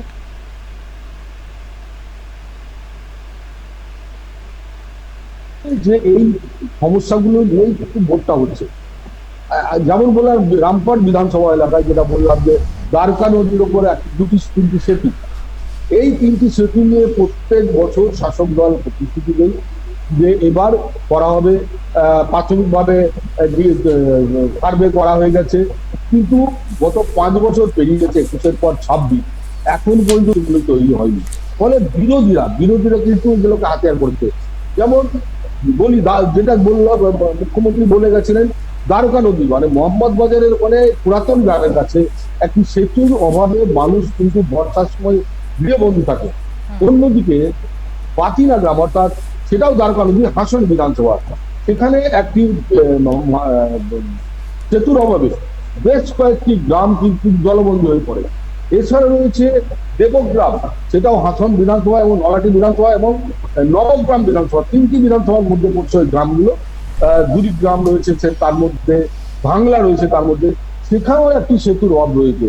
এইরকম বেশ কিছু সেতুর অভাব, অর্থাৎ স্থানীয় যে সমস্যা, কিন্তু বড় সমস্যা, এই সমস্যাগুলোকে নিয়ে কিন্তু বিরোধীরা বেশ এবার হাতিয়ার করেছে।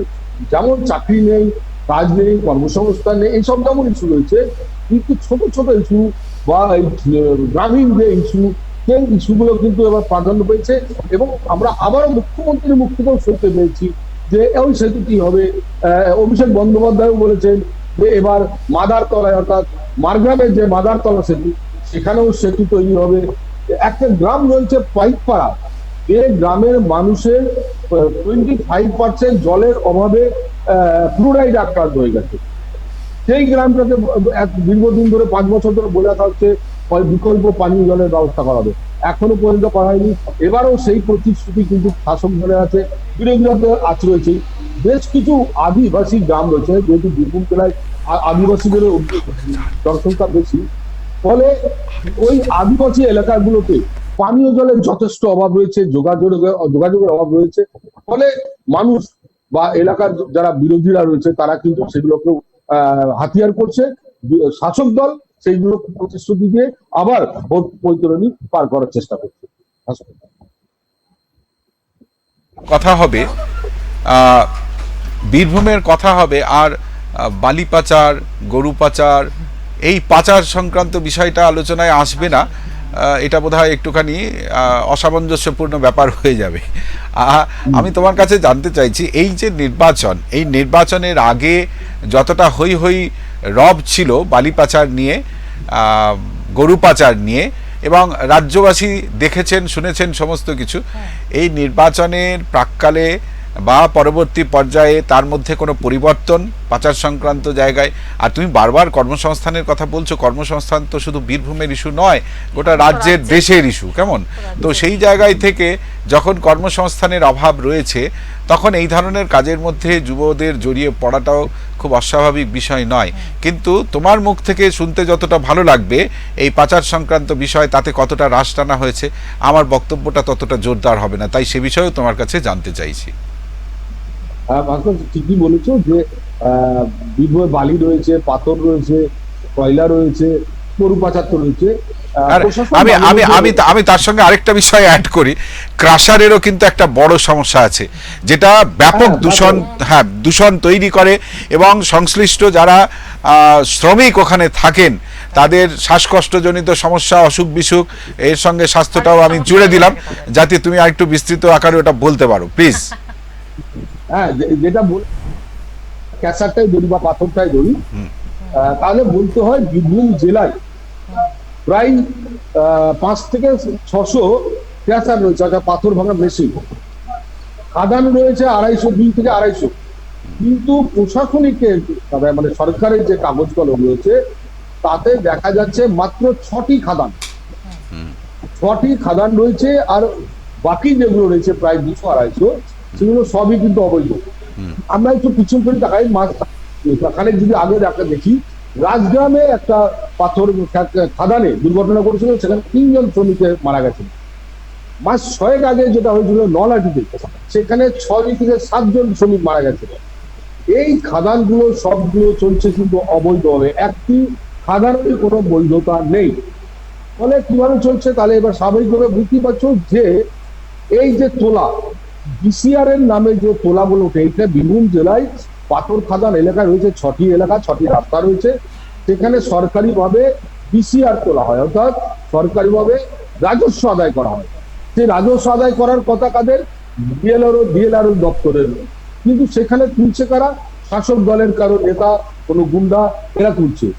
একটি গাড়িতে দেখা যাচ্ছে যেখানে পাথরের দাম হয়তো 10,000, সেই গাড়ি কলকাতায় যখন পৌঁছচ্ছে সেই পাথরের দাম হচ্ছে 50 থেকে 60,000। তার কারণ একটি গাড়ি থেকে মিনিমাম 8,000 থেকে 16,000 টাকা করে তোলা নেওয়া হয়। সরকারি খাতায় হয়তো দিনে 10 লক্ষ টাকা জমা পড়ে, সেখানে ওঠেন মোটামুটি 5 থেকে 6 কোটি টাকা। এটা তো রয়েছেই, এবং এখানে কর্মসংস্থান হচ্ছে ঠিকই, কিন্তু একটি শ্রেণীর হচ্ছে, একটি রাজনৈতিক দলের হচ্ছে, অন্য কোনো দলের বা সাধারণ মানুষ বা শিক্ষিত মানুষের কোনো ছেলেদের বা হচ্ছে না। এছাড়া রয়েছে কয়লা নিয়ে বিশেষ করে দেখা যায় খয়রাসল দুর্গাপুর এলাকাতে, যেখানে কয়লা কিছু খোলামুখ খনি রয়েছে, সেখানে পাচার হয়। প্রশাসন মাঝে মধ্যেই রেড করে, কিন্তু অধিকাংশ ক্ষেত্রেই দেখা যায় প্রশাসনের নাকের ডগা দিয়ে চলে যাচ্ছে কয়লা। গরু পাচার সব থেকে বড় হাট এখন যেটা বলা যায় পশ্চিমবঙ্গে, সেটা হচ্ছে ইলামবাজার হাট। সেখানে ঝাড়খণ্ড, বিহার থেকে গরু আসে এবং সেখান থেকে বিভিন্ন জায়গায় পেরিয়ে যায় বা বিক্রি হয় বা চলে যায়। সেই হাট এখনো কিন্তু চলছে, একমাত্র বৈধ হাট কিন্তু বলা হয় সেটাই অবৈধ। কিন্তু বিভিন্ন গ্রামগঞ্জে যেভাবে অবৈধ গরুর হাট বা পশু হাট গজিয়ে উঠেছে, প্রশাসন জেনেও সেখানে কোনো নজর দেয় না। মাঝে বাম আমলে কিছুটা বন্ধ করে দেওয়া হয়েছিল, যেমন বলা যেতে পারে লোহাপুর, পাইকুয়া, তারপরে আশিস, তুমি যে এই কথা বলছো যে প্রশাসন জানে, আমার এখানে তোমাকে প্রশ্নটা হচ্ছে যে প্রশাসন জানে অথচ সেভাবে সদর্থক পদক্ষেপ করে না, তার মানে প্রচ্ছন্ন মদত রয়েছে। কারণ হচ্ছে যে এইসব গরুর যে হাট, অবৈধ হাট, সেই হাটের মালিক দেখা যাচ্ছে ব্লক সভাপতিরা, কোনো ক্ষেত্রে অঞ্চল সভাপতিরা। ফলে এদের যে হুমকি, এদের হুমকির সঙ্গে তো পুলিশ পেরে উঠতে পারছে না। ফলে পুলিশ জেনে শুনেও বাধ্য হয়ে তাদেরকে ছেড়ে দিতে বাধ্য হচ্ছে, এবং পুলিশ তো দান করিয়ে সেখানে দিচ্ছে। এবং দেখা যাচ্ছে যে অনেক ক্ষেত্রে পুলিশেরও মদত রয়েছে। পুলিশ অনেক ক্ষেত্রে গরুর গাড়ি আমরা দেখেছি যে পার করে দেয়, বহুবার আমরা সেই ছবিও তুলে নিয়ে এসেছি সংবাদ মাধ্যমে, তাদের শাস্তি দিতেও করছে। কিন্তু গোটা সমাজটাকে কিন্তু পরিষ্কার করা এখনো সম্ভব হয়নি। দেখো, একটা প্রশ্ন আমার আশিসদার কাছে। আশিসদা, এই যে তুমি বললে যে ওখানে এই ধরনের হুমকি, যেগুলো হয়তো একটু ঊর্ধ্বতন কর্তৃপক্ষ যারা রয়েছে, আধিকারিকরা যারা রয়েছে, তাদের ভয়ে প্রশাসন হয়তো এগিয়ে আসতে পারছে না এই ধরনের ঘটনাগুলোকে ক্যাপচার করার জন্য বা বন্ধ করার জন্য। এই মোমেন্টে দাঁড়িয়ে, এই জায়গায় দাঁড়িয়ে বীরভূমের যারা মানুষেরা রয়েছেন, তারা যে এই মুহূর্তে যারা ভোট দিচ্ছেন, তারা এই যে তুমি একটু আগেই বললে তারা নির্দ্বিধায় একেবারে স্বতঃস্ফূর্তভাবে গতবারের তুলনায় গত 5 বছর আগের এবং তারও 5 বছর আগে যেভাবে তারা ভোট দিয়ে এসেছেন, এখন এবছর 2026-এ এসে তারা ওই পরিস্থিতির মধ্যে থেকেও স্বতঃস্ফূর্তভাবে ভোট দিচ্ছে। তার জন্য তুমি কাদের প্রত্যক্ষ বা পরোক্ষভাবে কাদের দায়ী মনে করছো, বা কাদের সহায়তা রয়েছে, বা তাদের যে এই স্বতঃস্ফূর্ত মনোভাবটা কোথা থেকে তারা পেল?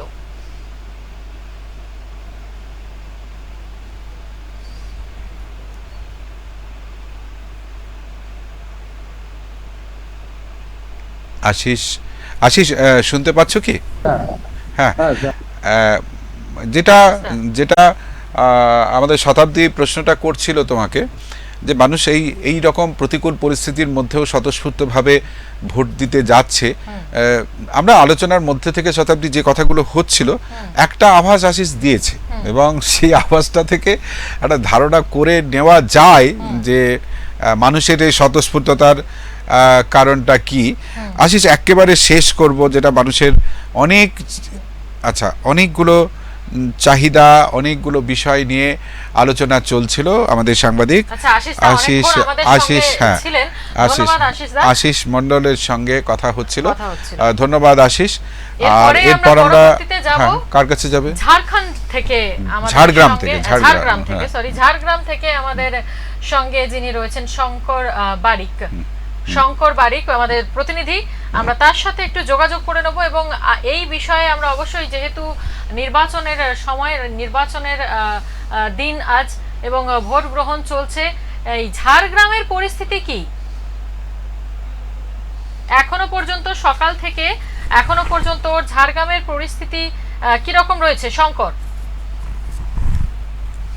তুমি কি শুনতে পাচ্ছ?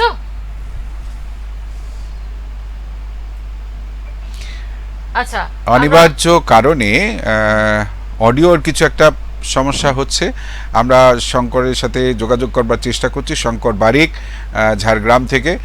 আমরা দেখিনি যদি শঙ্করের সঙ্গে যোগাযোগটা করা সম্ভব হয়। অডিওর কিছু একটা প্রবলেম হচ্ছিল, সেটা মিটে গেলে পরে আমরা ঝাড়গ্রামের পরিস্থিতিটা জেনে নেব। পশ্চিমবঙ্গের প্রত্যেকটি জেলায় ভাগ ভাগ করে আমরা চেষ্টা করেছি আমাদের প্রতিনিধিদের সাথে কথা বলার, এবং সেই পরিস্থিতি, সেই জায়গার পরিস্থিতি, ভোট কেন্দ্রে কিভাবে ভোট গ্রহণ চলছে, সেই জায়গার নিরাপত্তার ঘেরাটোপ কিরকম, এবং মানুষেরা স্বতঃস্ফূর্তভাবে ভোট দিতে পারছেন কিনা, এছাড়াও কোনো অপ্রীতিকর ঘটনা, দুর্ঘটনা ঘটছে কিনা, কেউ অসুস্থ হয়ে পড়ছেন কিনা, ভোট দান করতে যাওয়া নাগরিকদের যেমন অধিকার, তেমনি ভোট দান কেন্দ্রে সেই সমস্ত নাগরিকদের সুরক্ষা দেওয়ার একটা দায়িত্ব রয়েছে আমাদের নির্বাচন কমিশন থেকে, সরকার সমস্ত তরফেই রয়েছে। এবং সেই জায়গায় ঝাড়গ্রামের পরিস্থিতিটা কিরকম, সেই বিষয়ে আমাদের জানার একটা কৌতূহল রয়েছে, এবং সেই জন্য আমাদের প্রতিনিধি শঙ্করের সাথে আমরা যোগাযোগ করার চেষ্টা করেছি। তবে অনিবার্য কোনো কারণবশত আমরা এখনো তার সাথে যোগাযোগ করে উঠতে পারিনি। আমরা যে বিষয় নিয়ে আলোচনা আজ সকাল থেকে রাত, যেটা আজকে আলোচনার কেন্দ্রবিন্দু, তা হলো বাংলার এই নির্বাচন 2026-এ এসে 15টা বছর শাসক দলের অধীনে বিভিন্ন চড়াও উতরাও, বিভিন্ন উত্থান পতন, উন্নয়ন অনুন্নয়ন, বিভিন্ন অভাব অভিযোগ, পাল্টা অভিযোগ, সমস্ত কিছুর পর আবারও আমরা এসে দাঁড়িয়েছি যে জায়গায়, সেই জায়গায় দাঁড়িয়ে অবশ্যই আমরা জানতে চাইবো নির্বাচনের ক্ষেত্রে রাজ্যের বিভিন্ন জেলায় জেলায় কি ঘটনা ঘটেছে, পরিস্থিতি কি, চালচিত্রটি কি। তাই এই মুহূর্তে আমাদের সঙ্গে আমরা পেয়ে গেছি আবারও ঝাড়গ্রাম থেকে আমাদের প্রতিনিধি শঙ্করকে। শঙ্কর, তুমি শুনতে পাচ্ছ? আচ্ছা, এই 2026-এর নির্বাচন বিভিন্ন জেলায় জেলায় আমরা আমাদের প্রতিনিধির কাছ থেকে বিভিন্ন ঘটনাবলী জানতে পেরেছি। এখন তুমি আমাদের বলো যে ঝাড়গ্রামে এই মুহূর্তে সকাল থেকে এখনো পর্যন্ত কি পরিস্থিতি রয়েছে ভোটদান কেন্দ্রে, কোনো রকম কোনো ঘটনা, দুর্ঘটনা, এবং তার সাথেই মানুষদের মধ্যে এই নির্বাচন নিয়ে কি ধরনের ভাব রয়েছে, কি ধরনের তারা অভিব্যক্তি তাদের মধ্যে রয়েছে, সেটা তুমি একটু জানাও আমাদের। একদমই দেখো, কিন্তু ঝাড়গ্রাম একটা সময় মাও অধ্যুষিত যে সময় এলাকা ছিল, আতঙ্কর পরিবেশ ছিল, তারপর কিন্তু ক্ষমতায় তৃণমূল সরকার আসার পর থেকে কিন্তু অনেকটাই জঙ্গলমহলে শান্তি ফিরেছে। কিন্তু জঙ্গলমহলে শান্তি ফিরলেও ভোটের সময়টাই বিশেষ করে দেখা যায় নানান এলাকাতে কিন্তু গন্ডগোলের ছবি একাধিকবার ধরা পড়েছে। কিন্তু এবারের ভোটটা একটু অন্যরকম। আমরা যে ছবিটা সকাল থেকে লক্ষ্য করেছি, বুথে বুথে কেন্দ্রীয় বাহিনীর জামাটা কিন্তু তারা রয়েছে, যথেষ্ট সুষ্ঠুভাবে ভোট চলছিল সকাল থেকে। কিন্তু দুপুরের দিকে যেমনটা খবর পাচ্ছিলাম, ঝাড়গ্রামের যে জামবনিয়া এলাকা, সেখানে ভোটারদের পুলিশের বিরুদ্ধে একটা মারধরের অভিযোগ ওঠে। সেখানে কিন্তু কেন্দ্রীয় বাহিনীরা এসে পরিস্থিতি রীতিমতো কিন্তু সামাল দেয়। ইতিমধ্যেই উত্তপ্ত পরিস্থিতি এখনো পর্যন্ত রয়েছে। আমরা দেখতে পাচ্ছি এলাকায় প্রতিটি বুথে বুথে কিন্তু বিজেপি প্রার্থী থেকে শুরু করে তৃণমূল প্রার্থী যারা ক্যান্ডিডেট রয়েছে তারাও কিন্তু এলাকায় এলাকায় পৌঁছে যাচ্ছে। বিশেষ করে নিরাপত্তা ব্যবস্থা সেটা কিন্তু বজায় রয়েছে, কারণ জঙ্গলমহল এলাকা, কারণ একটা গন্ডগোলের পরিবেশের যেটা প্রশাসন ভাবছিল যে এই যে এলাকাগুলো স্পর্শকাতর রয়েছে, গন্ডগোল হওয়ার সম্ভাবনা বেশি, যেখানে কিন্তু নিরাপত্তা ব্যবস্থা বাড়ানো হয়েছে যাতে কোনো রকম কোনো অপ্রীতিকর ঘটনা না ঘটে, সেদিকেও কিন্তু কেন্দ্রীয় বাহিনী থেকে শুরু করে প্রশাসনের পক্ষ থেকে নজর রাখা হচ্ছে। জঙ্গলমহলের যে পরিস্থিতি আমরা বিগত দিনে দেখে এসেছি এবং জানি, সেই অনুযায়ী এবছর যে ভোটের যে হাওয়া, যে বদলের একটা হাওয়া, দুটো একসাথে আমি জানতে চাইবো তোমার কাছে, সেই তার যে একটা প্রভাব সেটা কি তুমি দেখতে পাচ্ছ এই মুহূর্তে ওখানের জনগণের মধ্যে যারা ভোট দিতে আসছেন? একদমই শতাব্দী, দেখো এই বিশেষ করে এই 2026 বিধানসভা নির্বাচনের উপর কিন্তু সাধারণ মানুষদের মধ্যে আমরা যেটা লক্ষ্য করছি, বিগত সময় আমরা দেখেছি যে তৃণমূলের নানান রকম যে প্রকল্প রয়েছে তার দিকে কিন্তু বহু মহিলারা, বিশেষ করে লক্ষ্মী ভান্ডারের ক্ষেত্রে বহু মহিলারা কিন্তু তৃণমূলের দিকে কিন্তু তারা ছিলেন। এবং এই মুহূর্তে যে পরিস্থিতি তৈরি হয়েছে, আমরা যেদিন থেকে প্রার্থী ঘোষণা হয়েছে তারপর থেকে যেভাবে বিজেপি প্রার্থীরা প্রচার চালাচ্ছেন প্রতিটি এলাকায়, এবং সাধারণ মানুষের কাছ থেকে আমরা যে প্রতিক্রিয়াটা পাচ্ছি যে তারা বদল চাইছে, কারণ এই কারণেই বদল চাইছে তারা এটা বলছেন, কারণ কর্মসংস্থান নেই, যার কারণে থেকে শুরু করে সমস্ত সাধারণ মানুষ সমস্যায় পড়ছে। শিক্ষা ক্ষেত্রেও দুর্নীতি, এমনকি উন্নয়ন থেকে রাস্তাঘাট থেকে শুরু করে নানান বিষয় ইস্যু রয়েছে এই জঙ্গলমহলের প্রত্যন্ত এলাকায়। দেখুন ঝাড়গ্রামের শহরা অঞ্চলে, বিশেষ করে যে শহরা লাগোয়া যে এলাকাগুলো রয়েছে সেগুলোতে বেশ কিছু পরিমাণ উন্নতি হলেও কিন্তু গ্রামগঞ্জে যে পরিস্থিতি এখনো পর্যন্ত, কেউ হয়তো বাড়ি পাননি, কেউ হয়তো পানীয় জল, রাস্তাঘাট এখনো কিন্তু বহু অভাব অভিযোগ রয়ে গেছে। আমরা দেখেছি প্রার্থীরা যখন প্রচারে বেরিয়েছিলেন, বিশেষ করে বিরোধী দলের প্রার্থী বিজেপি প্রার্থী, তাকে দেখে অনেক অভাব অভিযোগ সাধারণ মানুষকে করতে দেখা গেছে। তাই তারা কিন্তু এটা একেবারেই এই সম্ভাবনা উড়িয়ে দেওয়া যায় না যে বদল আসতে চলেছে। সাধারণ মানুষের বেশিরভাগ অংশটাই কিন্তু আমরা দেখতে পাচ্ছি যে শাসক দল থেকে কিন্তু বিরোধী শিবিরের দিকে ঝুঁকছেন, কারণ আমরা এই বিগত বেশ কিছুদিন মানে ভোট প্রচার চলাকালীনই সাধারণ মানুষ থেকে শুরু করে বহু নেতা নেত্রী কিন্তু যোগদান করেছে। এমনকি গতকাল লক্ষ্য করা গেছে যিনি বিধায়ক ছিলেন, বিদায়ী বিধায়ক যিনি খগেন্দ্রনাথ মাহাতো, তিনিও কিন্তু বিজেপিতে যোগদানের পর কিন্তু হাওয়ার যথেষ্টই বদল মনে হচ্ছে। শতাব্দী, ধন্যবাদ। ভাস্করদা, তোমার যদি কিছু প্রশ্ন থাকে। দেখো, সকাল থেকে যে প্রবণতা শঙ্কর আমরা লক্ষ্য করছি, ভোটদানের হার কিন্তু অ্যাজ পার পার্সেন্টেজ কনসার্ন এবার একটু বেশি রয়েছে। ঝাড়গ্রামের সার্বিক পরিস্থিতিটা কেমন দেখছো? সকালে ভোটের হার কেমন ছিল এখনো পর্যন্ত? ভোটারদের কতখানি আগ্রহ দেখছো? মহিলাদের মধ্যে কতখানি আগ্রহ দেখছো? নতুন ভোটাররা ভোট দেওয়াকে কেমন উপভোগ করলেন? প্রথমবার ভোট প্রয়োগকে কেমন উপভোগ করলেন? এই বিষয়ে কিছু বলতে চাইবে শঙ্কর? একদমই, দেখো ভাস্করদা, আমরা সকালবেলা বুঝে যেটা লক্ষ্য করেছি যে সকালবেলায় কিন্তু ভোটদানের হারটা বেশ কিছুটা কম লক্ষ্য করা গেছে। তারপর কিন্তু বেলা বাড়ার সাথে সাথে আমরা লক্ষ্য করেছি বিশেষ করে মহিলাদের একাংশ মহিলারা ফার্স্ট পর তারা কিন্তু ভোট দেওয়ার জন্য লাইনে দাঁড়িয়েছেন। তারা আমরা দেখতে পেয়েছি, আমরা কথা বলেছি বেশ কিছু মহিলাদের দাবি যে আমরা কথা বলছিলাম যে কোন দলের হয়ে তারা এবছর তারা কোন দলকে চাইছেন, এটাও কিন্তু আমরা ভোটের লাইনে কথা বলেছিলাম। তারা বলছে কিছু জন শাসক দলের দিকে, বেশ কিছু জন বা বিরোধীদের পরিবর্তন আনতে চাইছে, তেমন কিন্তু দেখা গেছে। তারপর দিন বেলা যত গড়িয়েছে তারপর থেকে কিন্তু ভোটের পার্সেন্টেজ বাড়তে চলেছে। এই মধ্যে কিছুক্ষণ আগে 65% থেকে শুরু করে 75% অব্দি কিন্তু ভোট গ্রহণ প্রক্রিয়া শেষ হয়েছে। এখনো বেশ কিছুটা কিন্তু কোনো বুথে বাকি রয়েছে, যে সেটা এখনো পর্যন্ত চলছে। কিছু বুথে ভোট গ্রহণ প্রক্রিয়া শেষ হয়ে গেছে, এটা কিন্তু লক্ষ্য করা যাচ্ছে। নতুন ভোটারদের ক্ষেত্রেও কিন্তু তারা যেমনটা জানাচ্ছে, যারা বিশেষ করে এই প্রথমবার ভোট দিচ্ছে, তারা যেটা জানাচ্ছে যে তারা শিক্ষা থেকে শুরু করে উন্নয়ন থেকে শুরু করে কর্মসংস্থান চায়। ভোটের লাইনে দাঁড়িয়ে তারাও কিন্তু পরিবর্তনের আশা করছে।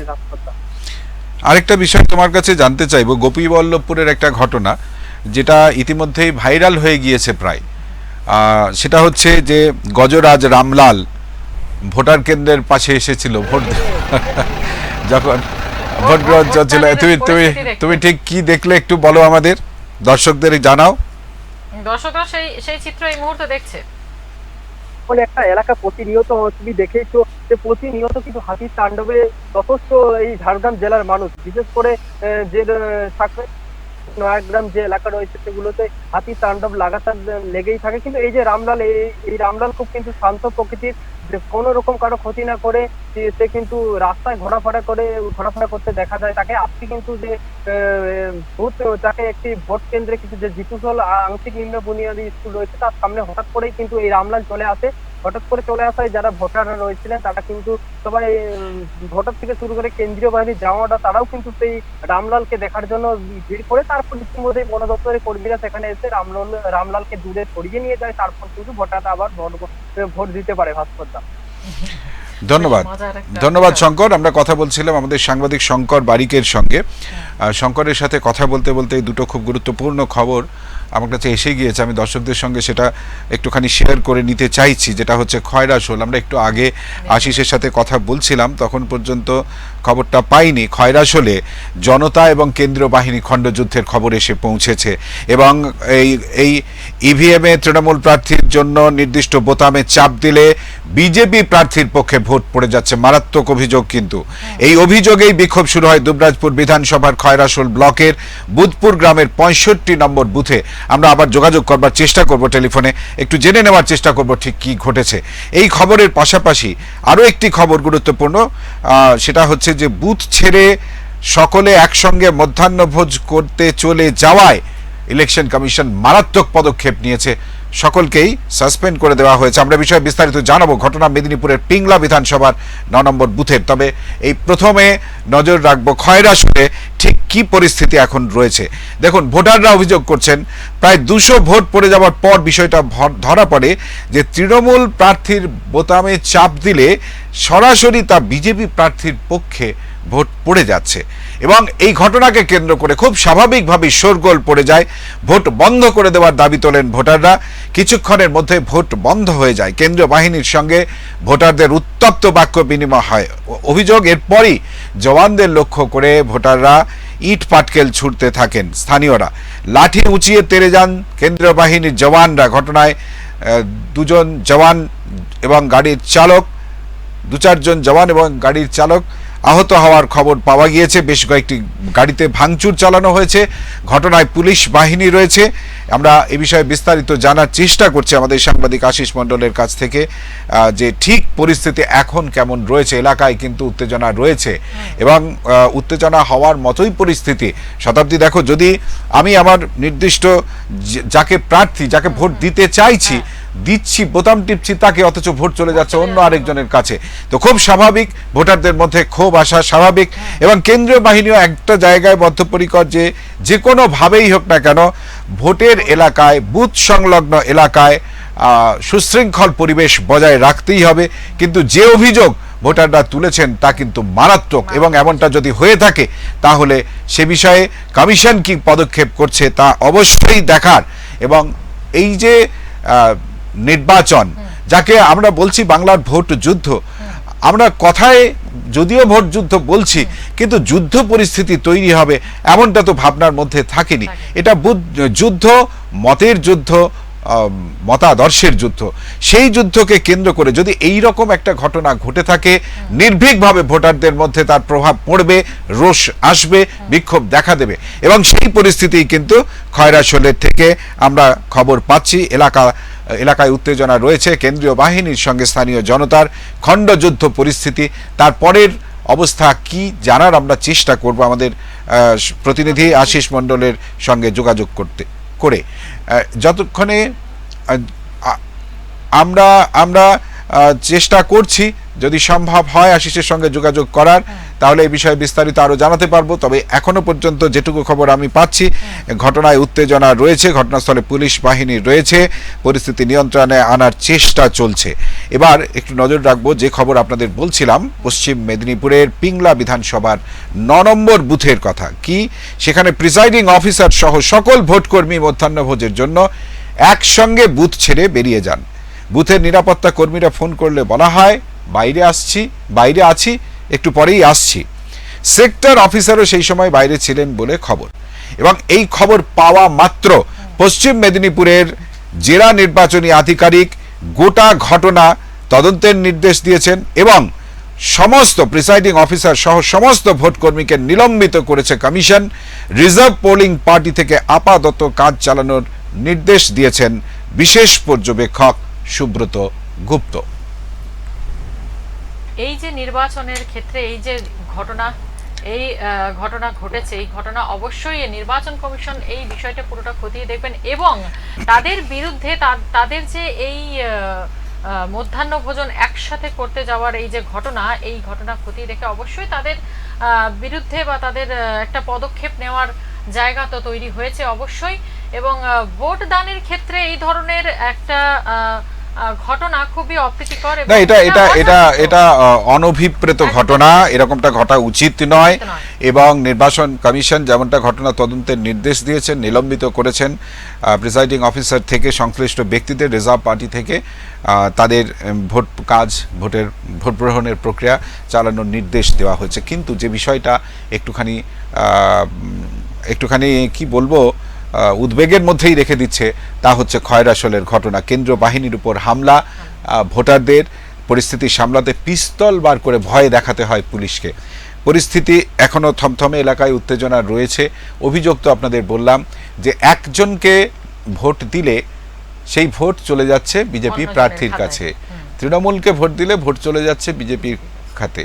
কোথা থেকে জানা যাচ্ছে? সম্ভবত ভিভিপ্যাট থেকে জানা যাচ্ছে, এবং সেটা দেখে ধরা পড়েছে এরকমটা যা খবর প্রাথমিকভাবে পেয়েছি। এবং প্রায় 200 ভোট হয়ে যাওয়ার পরে এই ঘটনাটা ঘটে। তো স্বাভাবিকভাবে ভোটারদের মধ্যে অসন্তোষ তৈরি হবে, এবং একদমই তাই। এবং ব্যাপারটা নিয়ে কতদূর কোথাকার জল কোথায় গড়ায় সে তো দেখার আছে। কারণ পরিস্থিতিটা কিন্তু, অভিযোগটা যদি সত্য হয়ে থাকে তাহলে কিন্তু গম্ভীর বিষয়, ভাবনার বা আলোচনার অবকাশ রয়েছে।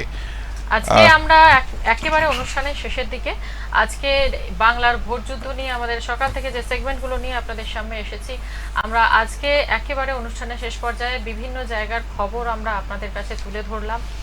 ভোট দান চলছে এখনো পর্যন্ত।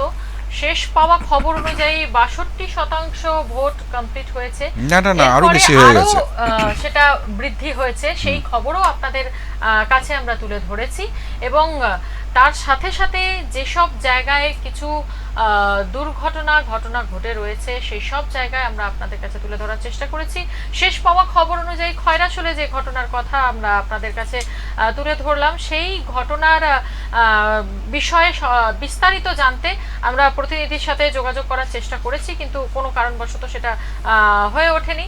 তবে এরপরে অবশ্যই আমরা আপনাদের কাছে সেই সমস্ত ব্রেকিং নিউজ নিয়ে আবারও উপস্থিত হয়ে যাব। তবে আজকের মতো আমরা আমাদের এই অনুষ্ঠান এখন শেষ করার মুহূর্তে, ভাস্করদা। হ্যাঁ, শেষ করার মুহূর্তে যেতে যেতে যেতে কিছু কথা বলে যেতে চাইবো। সেটা হচ্ছে প্রায় 80% কিন্তু ভোট পড়ে গেছে, সার্বিক হিসেব এখনো পর্যন্ত যা দেখছি। এবং যদি 80% ভোট এখন পড়ে গিয়ে থাকে, এখন ঘড়িতে 5টা বাজতে চলেছে, তো আরও 1 ঘন্টা ভোট হবে। তো এই 1 ঘন্টায় যা ভোট পড়বে, আমার তো একেবারেই মনে হচ্ছে 83.2% যে ভোট গতবারের ছিল তা ছাপিয়ে যাবে, এ নিয়ে কোনো সংশয় নেই। শেষ করব এই মুহূর্তে এই কথাগুলোই বলে যে দেখুন, 16টা জেলায় 152টা বিধানসভা আসনে ভোট গ্রহণ চলছে। 3,61,00,000 ভোটার ভোট দিচ্ছেন, তারা ভাগ্য নির্ধারণ করছেন 1478 জনের। এবং এক্ষেত্রে এসআইআর বিষয়টা বলা ভীষণভাবে জরুরি। প্রায় 90 থেকে 91 লক্ষ মানুষের নাম বাদ গেছে, যা কিনা সংখ্যার হিসেবে, শতাংশের হিসাবে 11.9%। এবং বর্তমানে মোট ভোটার 6.7 কোটি, যা আজ ভোট গ্রহণ যে প্রক্রিয়া তার মধ্যে সরাসরি যুক্ত রয়েছেন। 44,376 বুথে ভোট গ্রহণ চলছে, এবং সব জায়গাতেই কিন্তু ওয়েবকাস্টিং হচ্ছে। ভোট যাতে অবাধ, সুষ্ঠু, সুশৃঙ্খলভাবে সম্পন্ন হয়, সে কারণে নির্বাচন কমিশন যে পদক্ষেপগুলো গ্রহণ করেছিল তা অনেকে বলছেন যে একটু বাড়াবাড়ি হয়েছে। কিন্তু সাধারণ ভোটারদের যে প্রতিক্রিয়া, ভোট দানের মধ্যে দিয়ে যে চিত্র সামনে ফুটে উঠছে, তাতে করে কিন্তু বলা যায় ভোটাররা অপেক্ষাকৃত নির্ভয়ে ভোট দিচ্ছেন। এবং আমাদের জেলা প্রতিনিধিদের সঙ্গে ঘটনা পরম্পরায় বারংবার কথা বলতে বলতে যেটা জানতে পেরেছি, যে তারাও বলছেন যে ভোটের হার কিন্তু বাড়ছে। আর ভোটের হার যদি বাড়ে, অধিকাংশ ক্ষেত্রে লক্ষ্য করা যায় তা শাসকের জন্য কিন্তু একটু চিন্তার বিষয় হয়। তবে সবসময় যে একই ঘটনা ঘটবে এমনটাও কোনো মানে নেই, অন্য অর্থ হতে পারে। কিন্তু সাধারণ অর্থে দেখা গিয়েছে ভোট শতাংশের হারে যদি রেকর্ড বৃদ্ধি হয়, তাহলে তা কিন্তু একটা অশনি সংকেত শাসক দলের জন্য। এখনো পর্যন্ত 1 ঘন্টা 10 মিনিটের কাছাকাছি সময় রয়েছে, ভোট গ্রহণ চলছে। পরিবর্তিত পরিস্থিতির দিকে আমরা নজর রাখব, আমাদের জেলা প্রতিনিধিদের সঙ্গেও কথা হবে। তবে এই মুহূর্তে বাংলার ভোট যুদ্ধ থেকে আমি আর শতাব্দী বিদায় নেব নাকি, এবং আপনারা জানেন যে বাংলার ভোট যুদ্ধ চলছে এক্সপ্রেস নিউজে। দেখতে থাকুন এক্সপ্রেস নিউজ, খবর নেয়, খবর দেয়। নমস্কার।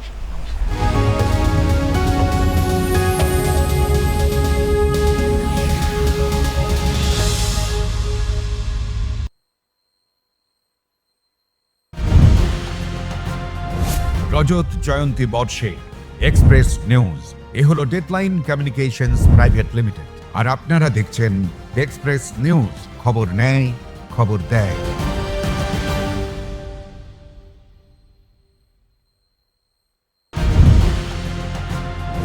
রজত